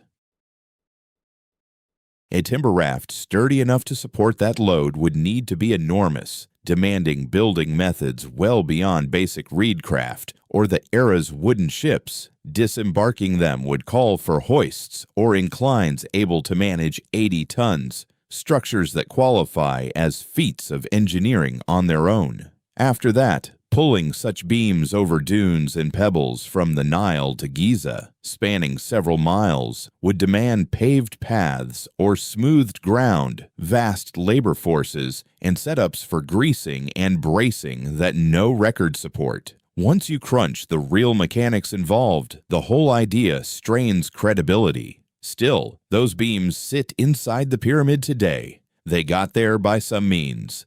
The facts call for a stronger account than what mainstream views offer. The pyramid's orientation to true north beats out the precision expected without advanced tools. It's off by just 3/60 of a degree. That's sharper than many contemporary structures. Hitting that level of exactness means pinpointing true north with remarkable skill. The usual theory says the constructors relied on star sightings, following celestial bodies circling the pole star and locating the midpoint between their eastern and western appearances. In principle, it could work, but it demands ongoing watches over long stretches of time, plus meticulous noting and number crunching. Ancient skywatchers might have pulled it off, though that means granting them sighting and computing skills that standard history often downplays for them. On the flip side, the idea that they used tools for north alignment, like early magnetic needles or lost gadgets, feels just as credible. In any case, such exact positioning reveals deep expertise and skill. Inside the Great Pyramid, the air stays steady at 68 degrees Fahrenheit all year, no matter the weather outside.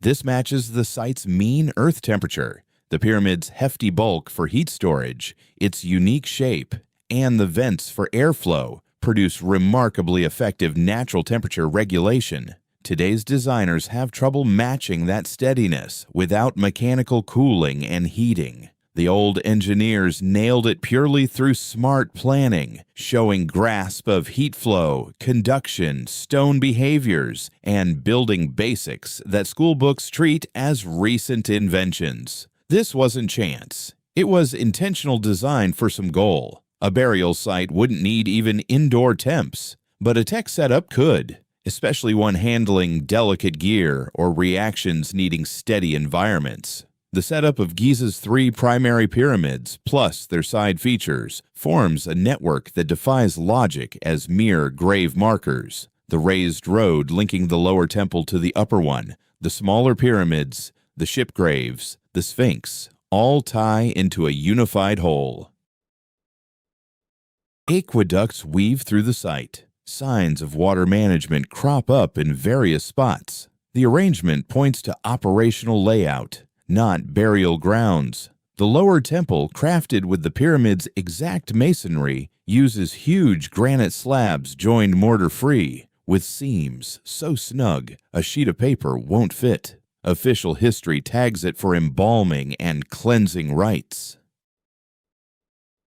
But its heft and accuracy go way beyond what's needed for that. The solid build, fine cuts, and traces of conduits and runoff all hint at practical or mechanical roles over sacred ones. The upper temple displays comparable signs of water handling, ducts, pools, outflows that evoke processing or temperature management more than worship. Beside the Great Pyramid, the ship graves hold taken apart cedar craft, tucked away with care. Put back together, they turn out as capable boats, shaped with superior joinery for real river travel. The standard take is that they're ritual craft, stand-ins for the king's afterlife voyage. But these are practical machines, not props. They bear marks of prior water service before disassembly and interment. Why would anyone enter such seaworthy vessels beside a pyramid?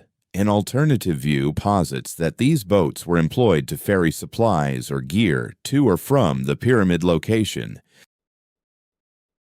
perhaps for powering the site's operations, and then deliberately entombed once the facility was shut down. This idea aligns more closely with signs of real-world usage than mere emblematic notions. The Sphinx occupies a sunken area hewn out of the underlying rock, forming a contained space whose sides bear the marks of aqueous wear, as noted by Robert Schoch. Mainstream accounts attribute this hollow to stone extraction for building the pyramids. Yet the layout defies that notion. The pit plunges too far, maintains excessive uniformity, and exhibits meticulous forming to pass as a mere pit mine. It appears engineered, maybe as a basin or element of hydraulic control. The Sphinx figure, sculpted directly from the stone with just the face and shoulder ridge built up from extra pieces, demanded a colossal effort. What rationale justifies excavating a gigantic leonine humanoid from solid rock, displacing countless tons of material to fashion the encircling space, if the goal was purely aesthetic or devotional? The overall form implies utility surpassing mere iconography. Its orientation toward the equinox dawn, its placement alongside the pyramids, and traces of moisture in the basin all indicate the Sphinx array played a targeted part in the broader Giza setup, not merely as a sentinel figure, but as an operational piece within a sophisticated apparatus. The Osirian at Abydos offers further proof of sophisticated ancient craftsmanship. This edifice, credited to Pharaoh Seti I circa 1300 BCE, employs building methods indistinguishable from those in Giza's Valley Temple, featuring enormous stones joined seamlessly sans mortar. However, the Osirian lurks well beneath today's surface, entombed beneath subsequent layers. It displays signs of submersion damage from past flooding. Standard timelines assign it to the 19th dynasty, yet its masonry echoes Old Kingdom styles from a millennium prior. The most straightforward conclusion is that the Osirian, akin to the Valley Temple, hails from a far older era than typically acknowledged, perhaps contemporaneous with the Great Pyramid or predating it. Its intended role stays elusive. A core platform lies encircled by conduits that likely held water during times of elevated groundwater. The layout hints at a hydro-linked purpose, whether ceremonial or mechanical. The exactitude of the masonry, its grand proportions, and indicators of profound age all indicate this as yet another survival from the same ingenious society responsible for the Giza ensemble. The Serapeum at Saqqara harbors one of Egypt's most enigmatic elements. This subterranean labyrinth shelters 24 colossal granite sarcophagi, each tipping the scales at roughly 100 tons, topped with lids machined to 30 tons apiece. Fashioned from monolithic granite slabs, their inner specs demand cutting-edge fabrication know-how. Exteriors are leveled to tolerances of 1/1000th of an inch. Angles achieve astonishing squareness. Astonishingly, these behemoths occupy tight corridors and rooms etched into the bedrock, spaces lacking entryways wide enough to admit them. Under traditional physics, this defies possibility. The sarcophagi exist inside, yet post-construction insertion seems infeasible. The sole viable account is that the rooms were excavated around them, or they were fabricated on-site via lost methods. Or the placement antedates the enclosing framework and got absorbed into the Serapeum later. Established Egyptology insists these were coffins for holy Apis cattle, but no bovine relics have turned up within. They're oversized for such beasts. Their exquisite workmanship surpasses burial needs for livestock, and the puzzle of maneuvering them persists unsolved. The finesse of these granite sarcophagi echoes that of the granite chest in the Great Pyramid's King's Chamber. Each bears traces of high-tech tooling. Each resides in a sub-level vault. Such similarities imply shared utility, with the pyramid chest and Serapeum sarcophagi fulfilling mechanical roles over funerary ones. Christopher Dunn's examination uncovers scoring from blades spanning at least 9 feet for sawing and borers that hollowed the cores. The production speeds suggested by those scores outpace today's tech on equivalent substances. These weren't products of Bronze Age tools. They necessitated superior sawing and polishing gear that accepted history's reject as present. Pyramid building emerges around the world during roughly the same era, pointing to either multiple separate developments of identical advanced designs in various societies, or the spread of ideas from one origin. The Step Pyramid at Djoser, dated to about 2650 BCE, is typically viewed as Egypt's earliest pyramid, yet structures in South America, Central America, China, and Southeast Asia also date to a similar time frame, from 3000 BCE to 2000 BCE.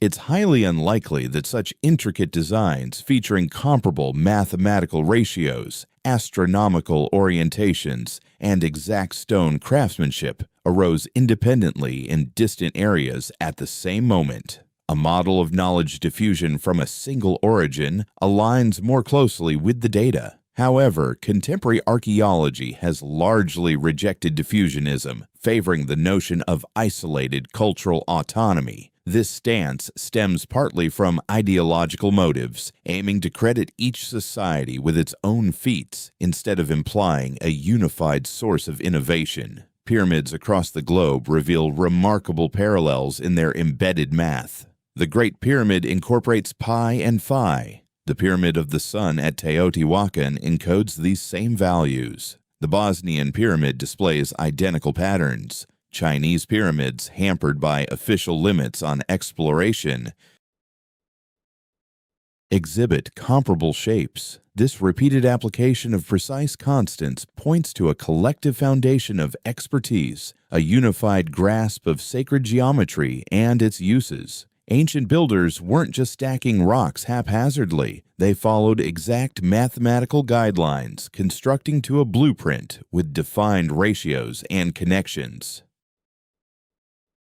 This blueprint's worldwide presence implies either an astonishing fluke or a shared beginning. Sumerian writings offer the earliest documented account of that origin. The Eridu Genesis recounts the establishment of pre-flood cities founded by godly command and shaped by divine blueprints. It mentions the Anunnaki rising from the Abzu to instruct humankind. Among their lessons was architectural skill for erecting edifices that directed spiritual forces, linking the divine realm to our own. Mesopotamian ziggurats captured this wisdom. Still, the accounts allude to even earlier edifices from the pre-flood era with analogous roles. Those antediluvian constructions likely perished or were entombed in the disaster, yet their core ideas endured, passed down by the Anunnaki to the survivors' era. Pyramids embody these enduring concepts, erected per standards that trace back to pre-flood times, prior to the start of standard historical records. Sumerian tales of antediluvian kings ruling for tens of thousands of years echo in other traditions. Hindu scriptures speak of epochs spanning hundreds of thousands of years. Egyptian royal records list godly and demigod figures who preceded the initial mortal pharaoh. The Bible portrays pre-flood forebears enduring nearly a millennium. Brushing off these as mere legends simplifies things, but it overlooks the identical motif recurring in unrelated societies. This could be sheer chance, or it might hold kernels of reality from antiquity. Perhaps time reckoning differed back then. Maybe earlier epics featured longer lives due to altered surroundings, or these might symbolize ruling houses or bloodlines, not single persons.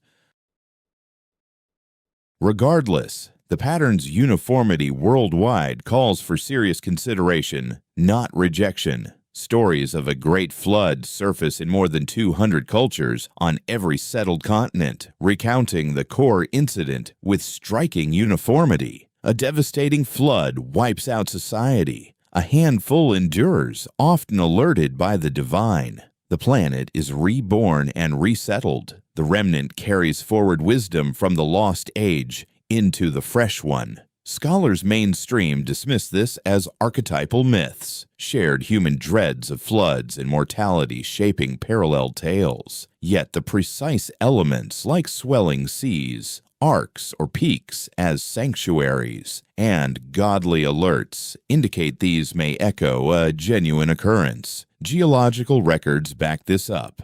The Younger Dryas phase, wrapping up circa 9,600 BCE, brought abrupt weather shifts, enormous inundations from thawing glaciers, and swift ocean rises that submerged shore-based communities. Signs of intense flooding during that era are evident in areas like the Mediterranean region, the Black Sea, and the Persian Gulf. A worldwide society featuring cities along the shores would have suffered utter devastation. Those who made it through, whether on higher ground, mountaintops, or afloat, would have seen their entire world unravel. Their accounts, passed down through oral traditions for millennia, eventually found their way into writings such as the Epic of Atrahasis or the Epic of Gilgamesh, safeguarding this shared recollection. In Sumerian lore, the pyramids served more than mere engineering feats. They held deep spiritual significance. Ziggurats were dubbed gateways linking heaven and earth. This concept captures a tangible aspect, as in an edifice that directed forces between worlds alongside a metaphysical one,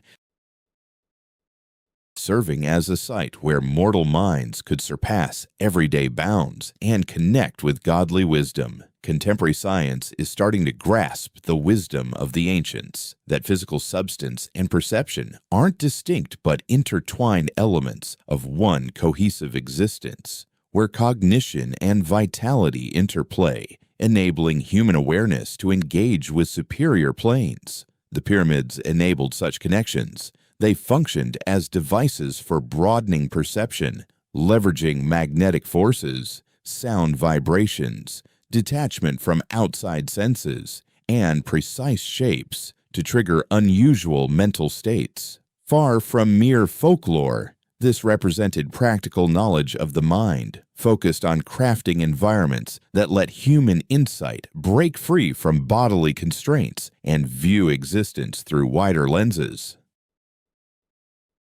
The ancient world's initiation practices, from the Egyptian rites to the Eleusinian mysteries, the Orphic groups, and the Pythagorean communities, all featured sessions in subterranean rooms, encounters with auditory and visual effects, consumption of mind-altering materials, and a reborn outlook upon completion. These were no ordinary ceremonies by today's standards. Instead, they were tools for mental growth, techniques harnessing design, sound waves, chemical agents, and magnetic influences to heighten perception. The Great Pyramid, with its sub-level rooms, sonic qualities, magnetic oddities, and seclusion from worldly distractions, would have been perfect for these aims.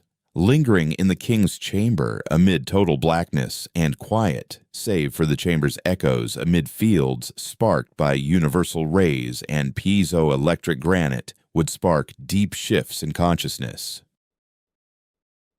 Accounts from recent explorers who've lingered there often recount hallucinations, sensations of leaving the body, meetings with independent beings, and deep revelations on existence itself. Such experiences align closely with ancient records of enlightenment in holy sites. Debating the pyramid builders, beyond the 4th dynasty rulers with their Bronze Age implements, ventures into debated ground. The standard view, claiming Egyptians erected them precisely as history books describe, leans on suppositions more than solid proof. Other explanations differ in credibility. Certain scholars suggest an earlier Egyptian society, around 10,000 BCE or before, erected the core forms,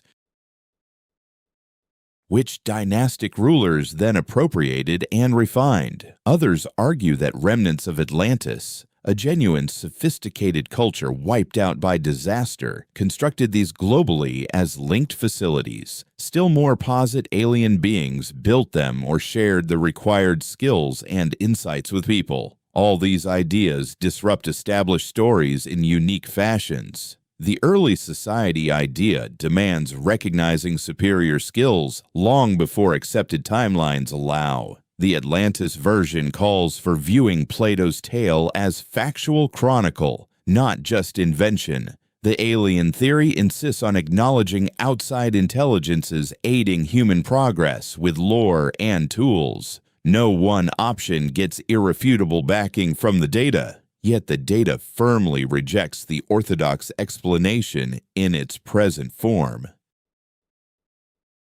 The exact craftsmanship, advanced math, star-based expertise, and technical prowess all surpass what Copper Age folks with basic implements could manage in the given time frame. A different story unfolded. Perhaps early humans possessed greater abilities than we acknowledge, or perhaps they got assistance from a superior origin, be it an earthly antecedent group or external minds. Sumerian writings explicitly affirm the second option. They recount the Anunnaki, sky-descended entities, arriving on our planet, founding settlements, fashioning mankind as laborers, imparting societal ways, and raising edifices. Orthodox experts dismiss this as legend, a mere mapping of earthly power structures onto the gods. Suppose those ancient writings are literal descriptions. Imagine if superior entities from beyond our world really arrived on Earth long ago,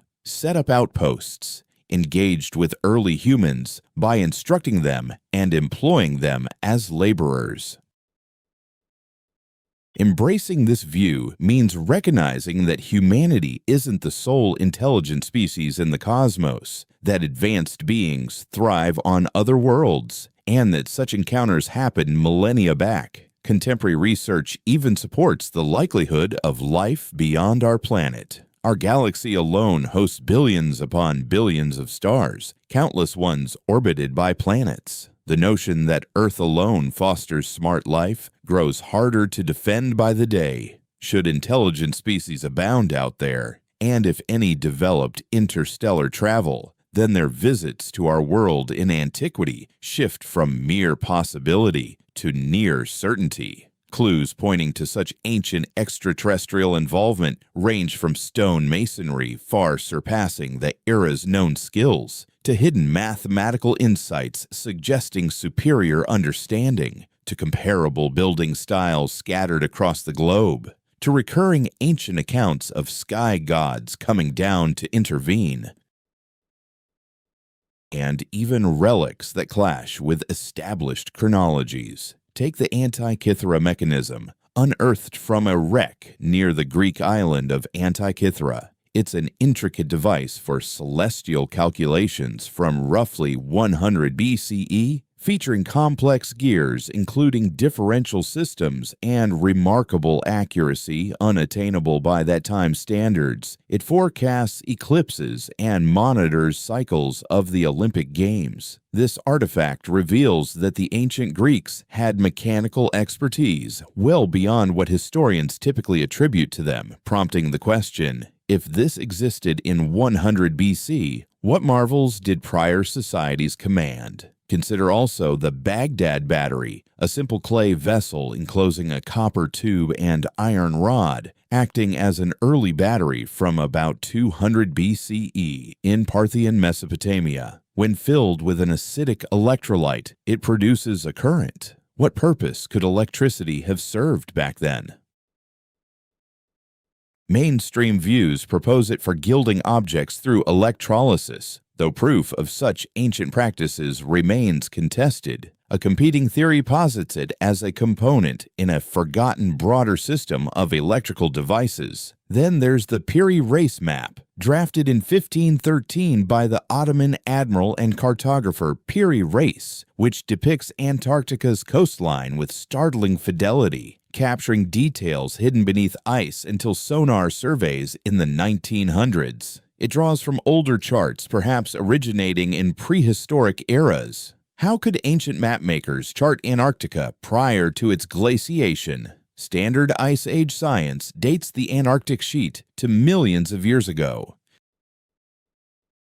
Yet, if parts of the shore were exposed in antiquity, this demands a complete overhaul of freeze-thaw histories, or implies that early cultures wielded tech akin to today's ice-penetrating radar. Both possibilities upend accepted narratives. The map is real, its precision verified, its origins an enigma. Megalithic sites worldwide, from Göbekli Tepe in Turkey to Baalbek in Lebanon, Sacsayhuaman in Peru, Easter Island, and Nan Madol in Micronesia, all showcase stonework that defies traditional assessments of prehistoric engineering. In Baalbek, the Temple of Jupiter rests atop a foundation featuring the Trilithon, 3 colossal blocks, each around 800 tons, aligned with exquisite exactness. Close by lies the Stone of the Pregnant Woman, an unfinished quarry piece exceeding 1,000 tons.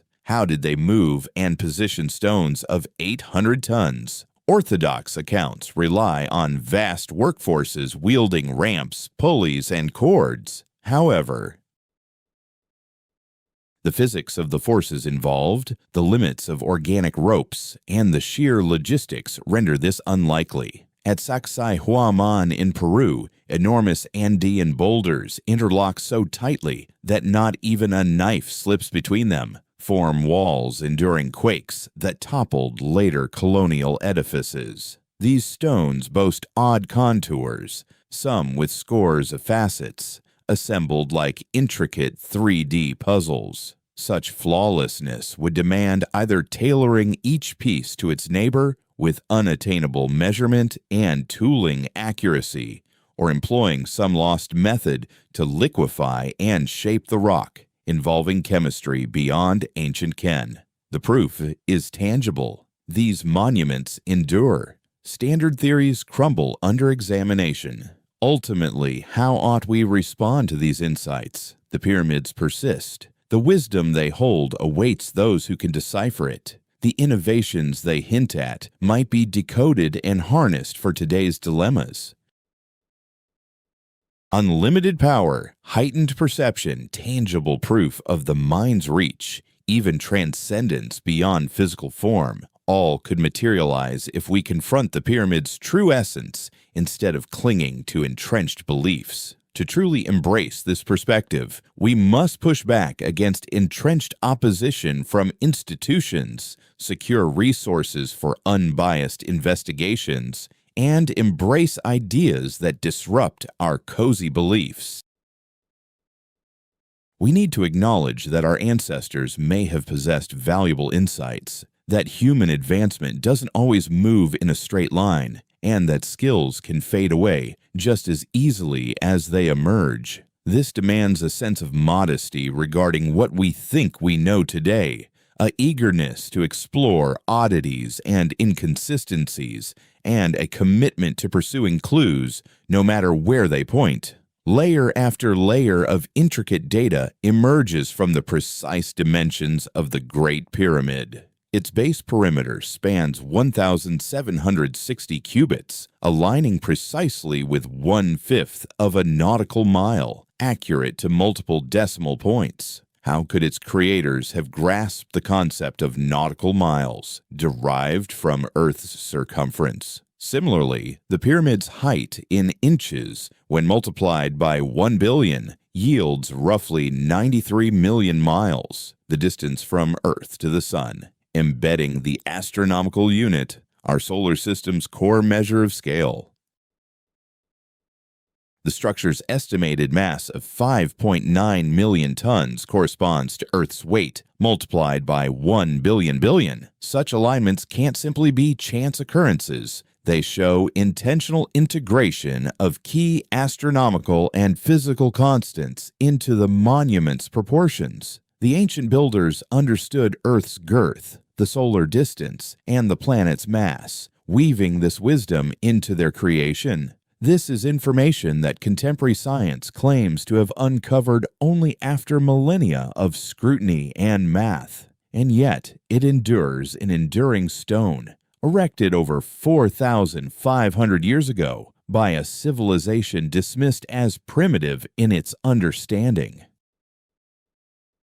For generations, the pyramid's ventilation shafts were dismissed as mere airflow conduits, but their alignments to key stars reveal stunning accuracy tied to ancient Egyptian cosmology. The southern shaft from the king's chamber targets Al-Nitak in Orion's belt, as it appeared precisely during the pyramid's construction era. In Egyptian lore, Orion embodied Osiris, deity of rebirth and the beyond. Yet the link goes beyond mere symbolism.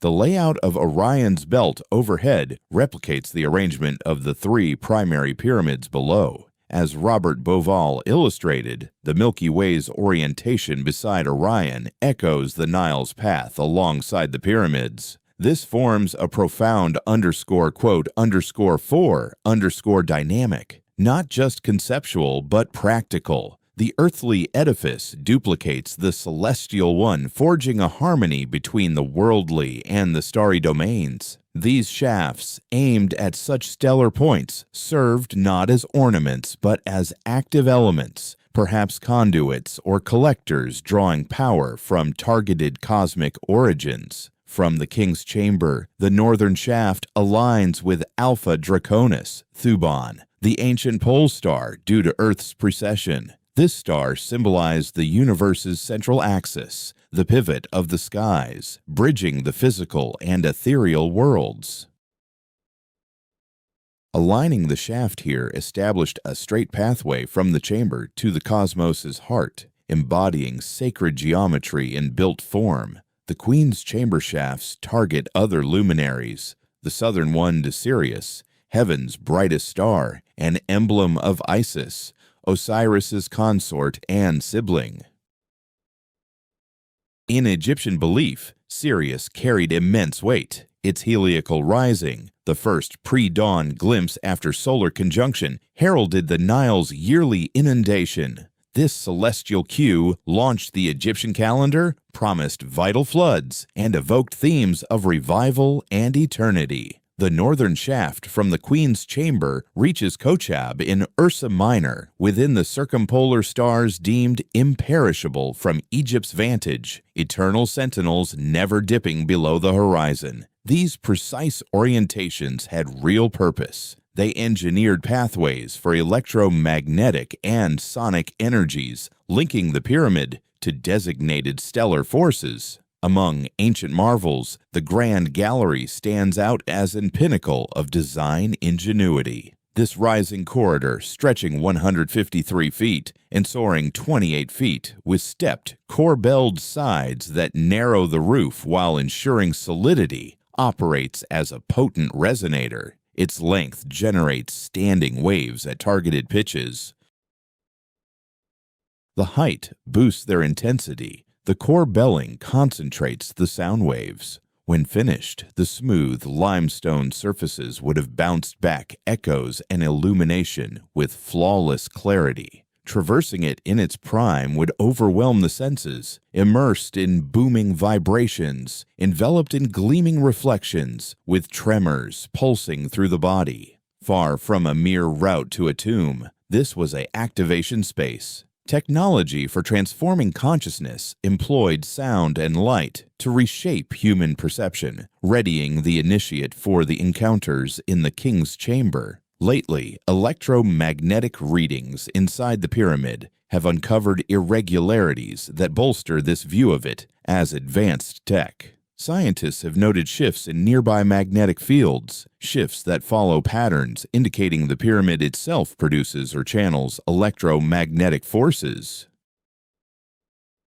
Readings captured at various points during the day vary in line with solar energy inputs, hinting that the structure reacts to external energy flows by boosting and directing them in detectable fashion. The granite within the King's Chamber, rich in quartz, displays piezoelectric traits. The immense pressure from the overlying structure's bulk produces electric charges in that granite. Incoming cosmic rays via the shafts spark further electrical activity. Together, these elements might produce potent electromagnetic zones inside the chamber, zones that could influence brain functions, sparking the modified awareness levels that visitors routinely describe after lingering there. This represents engineered tech for consciousness, linking with human perception through electromagnetic waves, sound echoes, and precise shapes.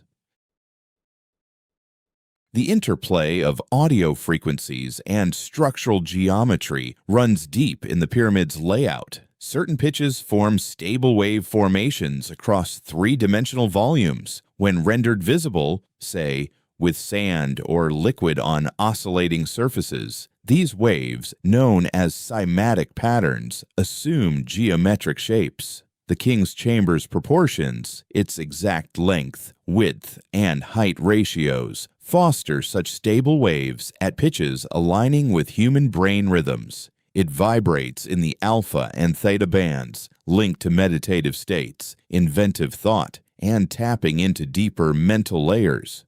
No coincidence here. The space was crafted to hum at these rates, leveraging sound vibrations to sync brain waves and trigger targeted mental shifts. Those 5 granite slabs overhead, in what are dubbed the relieving chambers, act like calibrated sound amplifiers. Each one oscillates at a unique pitch, forming a chord progression. Sounds produced below set them humming in harmony, boosting and prolonging the tonal spectrum. That's acoustic design of remarkable complexity, design out of place in Bronze Age builds, yet undeniably present. The ancient mystery traditions spanning Egypt, Greece, Persia, and India all emphasized consciousness as fundamental, matter as solidified mind, human perception capable of surpassing bodily bounds via targeted practices and rites. These weren't mere faiths in the contemporary vein. They stemmed from hands-on insights gained through deliberate methods in designated environments.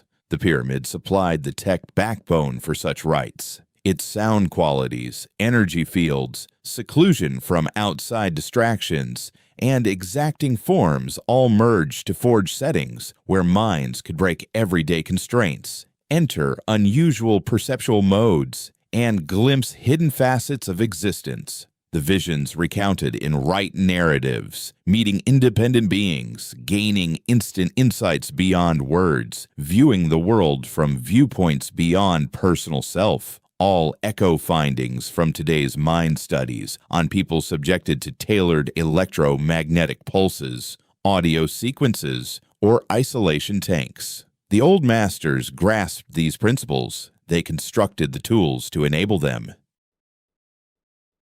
Sumerian views of existence captured in their cosmic writings outline layered planes of being, the physical world, the domain of gods or Anunnaki, the abyssal cosmic waters, the spheres of the departed, all overlapping yet typically sealed off from one another. Designated sites, built forms, and tech permitted passage across these divides. In this framework, the pyramid stood as one such portal, a spot where dimensional walls thinned, allowing perception to cross otherwise forbidden thresholds.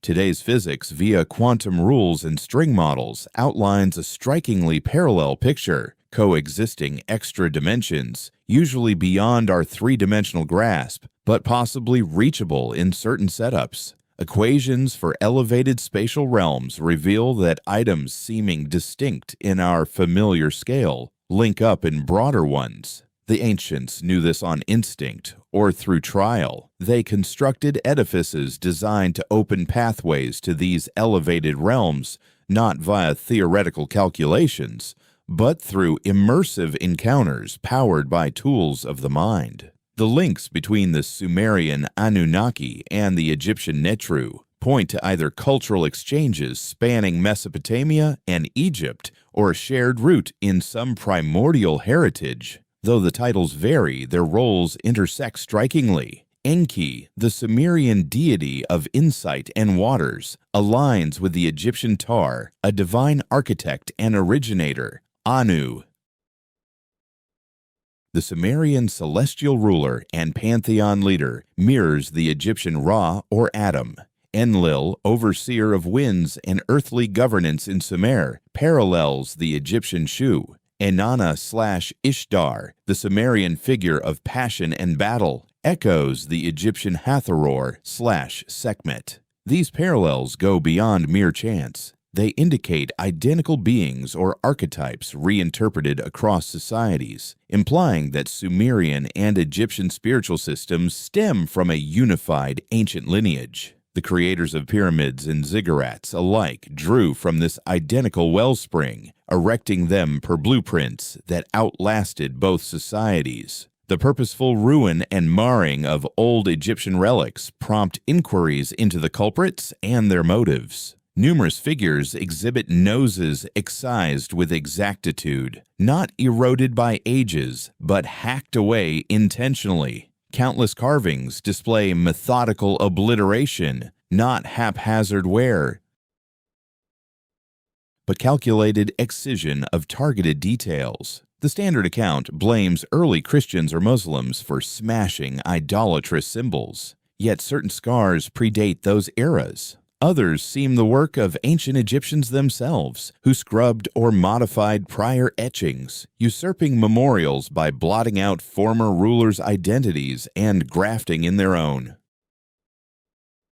This hints at power plays, rivalries among dynasties, assertions of rightful rule by reshaping historical tales. Yet it could also imply efforts to bury secrets, blocking the spread of forbidden insights, and wiping traces of the edifice's actual antiquity or intent. The calculated precision in some vandalisms, the selective erasures, point beyond mere zealous destruction. They evoke intentional suppression of data, echoed in the barriers to pyramid access, Egypt's official rejections of outsider investigations, and the antagonism toward unconventional ideas, all upholding a prescribed storyline. Egypt reaps vast income from visitors drawn to these wonders. The pyramids stand as cherished icons of pharaonic glory, beacons of heritage and financial boon. Hypotheses positing that the pyramids antedate the pharaonic era, crediting them to antecedent peoples or extraterrestrial input, erode this patriotic lore. Mainstream archaeologists stake their livelihoods on the established chronology. Conceding a core mistake would tarnish decades of study, demand overhauls of educational tomes, and admit that elite institutions and celebrated scholars erred profoundly. The pushback against updates doesn't rest on stronger proof for the traditional stance. It arises from emotional and institutional stakes in upholding it. Evidence be damned. This strays from true scientific method, though it's a common trait of human organizations. Proof keeps mounting nonetheless. Advanced imaging uncovers concealed vaults. Fresh chronometric techniques question long-held timelines. Closer looks at chisel traces and masterful masonry reveal skills surpassing presumed ancient limits. Refined celestial computations confirm orientations that fit epochs predating official estimates. Every fresh find bolsters the dissenting perspective, clashing with the accepted tale. In time, the sheer volume of facts will compel a re-evaluation. The issue remains: will it unfold via steady buildup of irrefutable truths, or via abrupt upheaval when a bombshell revelation renders the prior framework indefensible? Past patterns favor the second. Breakthroughs in knowledge emerge when inconsistencies pile up to a tipping point, when a fresh framework abruptly clarifies what the outdated one fumbled, when mental barriers to novelty crumble before the stark reality of mounting data. Insights gleaned from pyramid explorations could transform today's world were we to grasp harnessing the planet's innate electromagnetic currents for power. Fossil fuels could become obsolete if we mastered acoustic vibrations and magnetic forces to elevate awareness. We might cultivate innate abilities methodically instead of sporadically. Decoding the geometric formulas in holy patterns would let us craft buildings attuned to cosmic flows, not at odds with them. By grasping that consciousness takes precedence over matter, we might pursue technological progress with shifted emphases, crafting devices that boost rather than stifle perception. Such insights are embedded within enduring edifices that have withstood millennia. The real issue boils down to whether today's society possesses the modesty to acknowledge time-honored insights, the boldness to question established beliefs, and the honesty to pursue facts no matter the consequences. Links between pyramid locations and odd geological features go further than mere coincidence, pointing instead to intentional choices of sites based on their unique attributes. The Great Pyramid rests atop a rock formation exhibiting atypical electromagnetic traits. Data reveals elevated background radiation levels, intensified electromagnetic forces, and seismic irregularities hinting at cavities or varying material densities buried in the underlying stone. These characteristics drew the constructors to the spot precisely because of them. They sought out zones where the planet's inherent energies peak, enabling them to harness flows and heighten them via precise building techniques. Pyramids across the globe display comparable traits. Positioned along fault lines close to subterranean aquifers and over rock layers with distinctive electromagnetic markers, these sites demonstrate advanced geophysical expertise, the skill to sense and quantify faint energy patterns, plus insight into how land formations influence electromagnetic behaviors. Conventional views hold that such expertise was absent in antiquity. However, the facts indicate that early peoples held this understanding and used it methodically when picking spots for their key monuments. In the king's chamber, sound effects go beyond basic echoing to include peculiar dampening of noises. Some pitches get boosted intensely, while others vanish entirely. This targeted handling of sounds implies purposeful audio design, shaping the area to enhance particular vibrations and mute the rest. Which vibrations were prioritized? Clues may point to those influencing mental states. Studies demonstrate that certain audio waves can spark modified perceptions, align brain lobes, and prompt the secretion of brain chemicals that promote heightened cognition. The room seems tailored to boost these very waves, while blocking those that could disrupt the intended outcomes. Such advanced sound manipulation reflects deep comprehension of sound's impact on brain function and perception.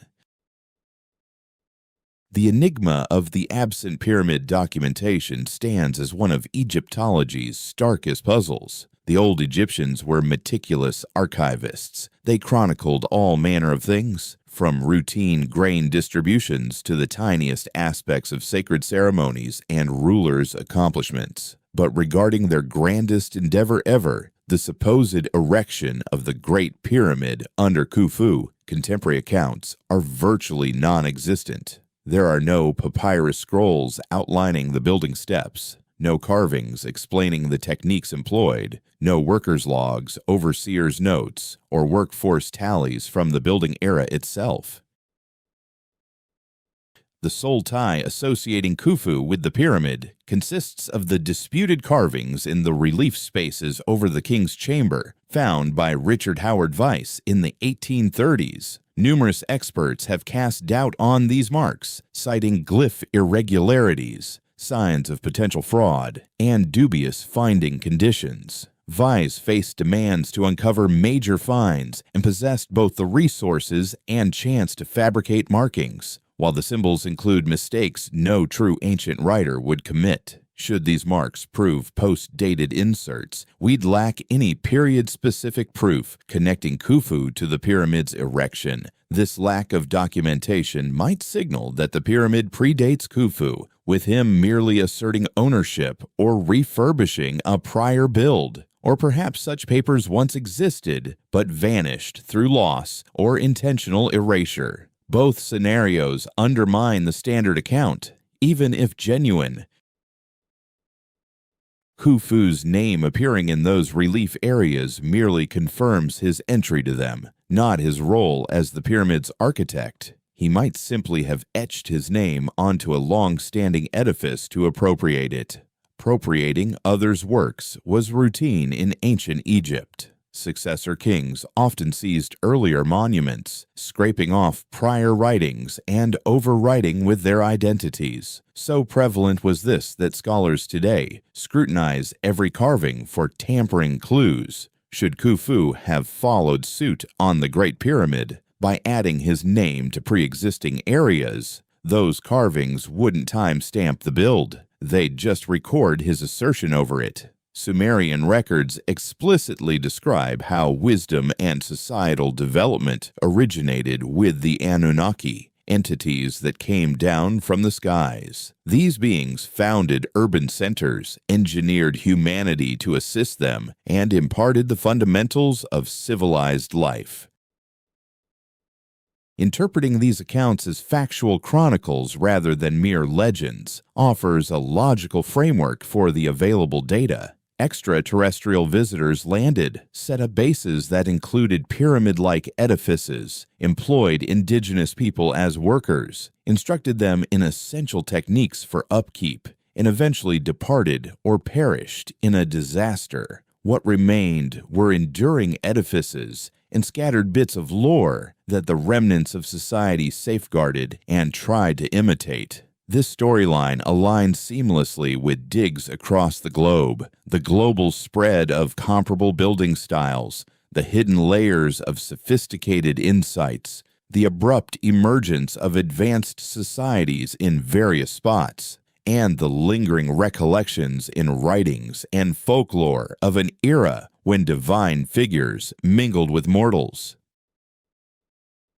In contrast, the notion that early humans separately devised script, calculations, celestial studies, farming, metalworking, grand constructions, and more, all at the same time in disparate places, strikes as far less credible than outside guidance from a superior origin. Embracing this revised view of the past carries deep consequences. It reveals that our species' societal achievements stretch back further than mainstream timelines suggest. It indicates that superior expertise was gained and then misplaced, perhaps repeatedly throughout our timeline. It dismantles the straightforward tale of steady advancement from simplicity to complexity. Instead, our story unfolds in recurring loops, where ascents and declines form the norm, not the outlier. This urges us to mine antiquity for guidance, rather than presuming contemporary life holds every solution. The forebears may grasp concepts we've overlooked, wield methods we must reclaim, and hold perspectives on awareness and existence that today's reductionist views have dimmed. Above all, its signals were not isolated, neither across the cosmos nor through epochs, that prior societies have flourished and crumbled here on Earth. And our present era is merely a chapter in humanity's extended saga. The pyramids serve as enduring proof of capacities unlocked and then abandoned, of mechanisms that operated flawlessly until their operational secrets faded from memory. They compel us to recall, probe, doubt, and pursue reality past soothing fables. The old world wasn't crude. In certain respects, it surpassed us, with a unified grasp of information that we've since splintered into isolated fields, and a sense of ties between mind and substance that we're only beginning to reawaken. Sumerian writings captured this heritage. Pyramid constructors embedded it in enduring rock. These artifacts span thousands of years, whispering to us today, extending counsel if we choose to heed, absorb, and admit that our ancestors operated with purpose, their feats authentic, their innovations effective.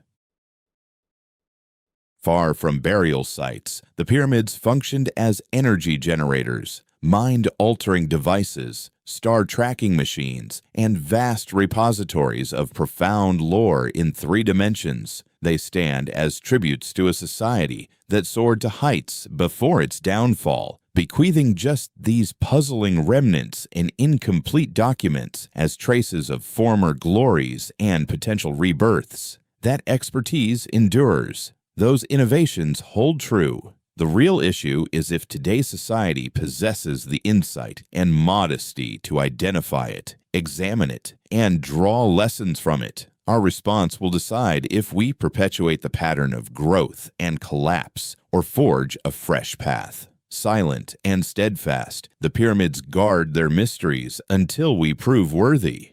That moment has arrived. The proof lies before us. It's up to us to respond. Share your insights in the comments below. Ever set foot in the pyramids? Felt that odd vibe folks describe inside the chambers?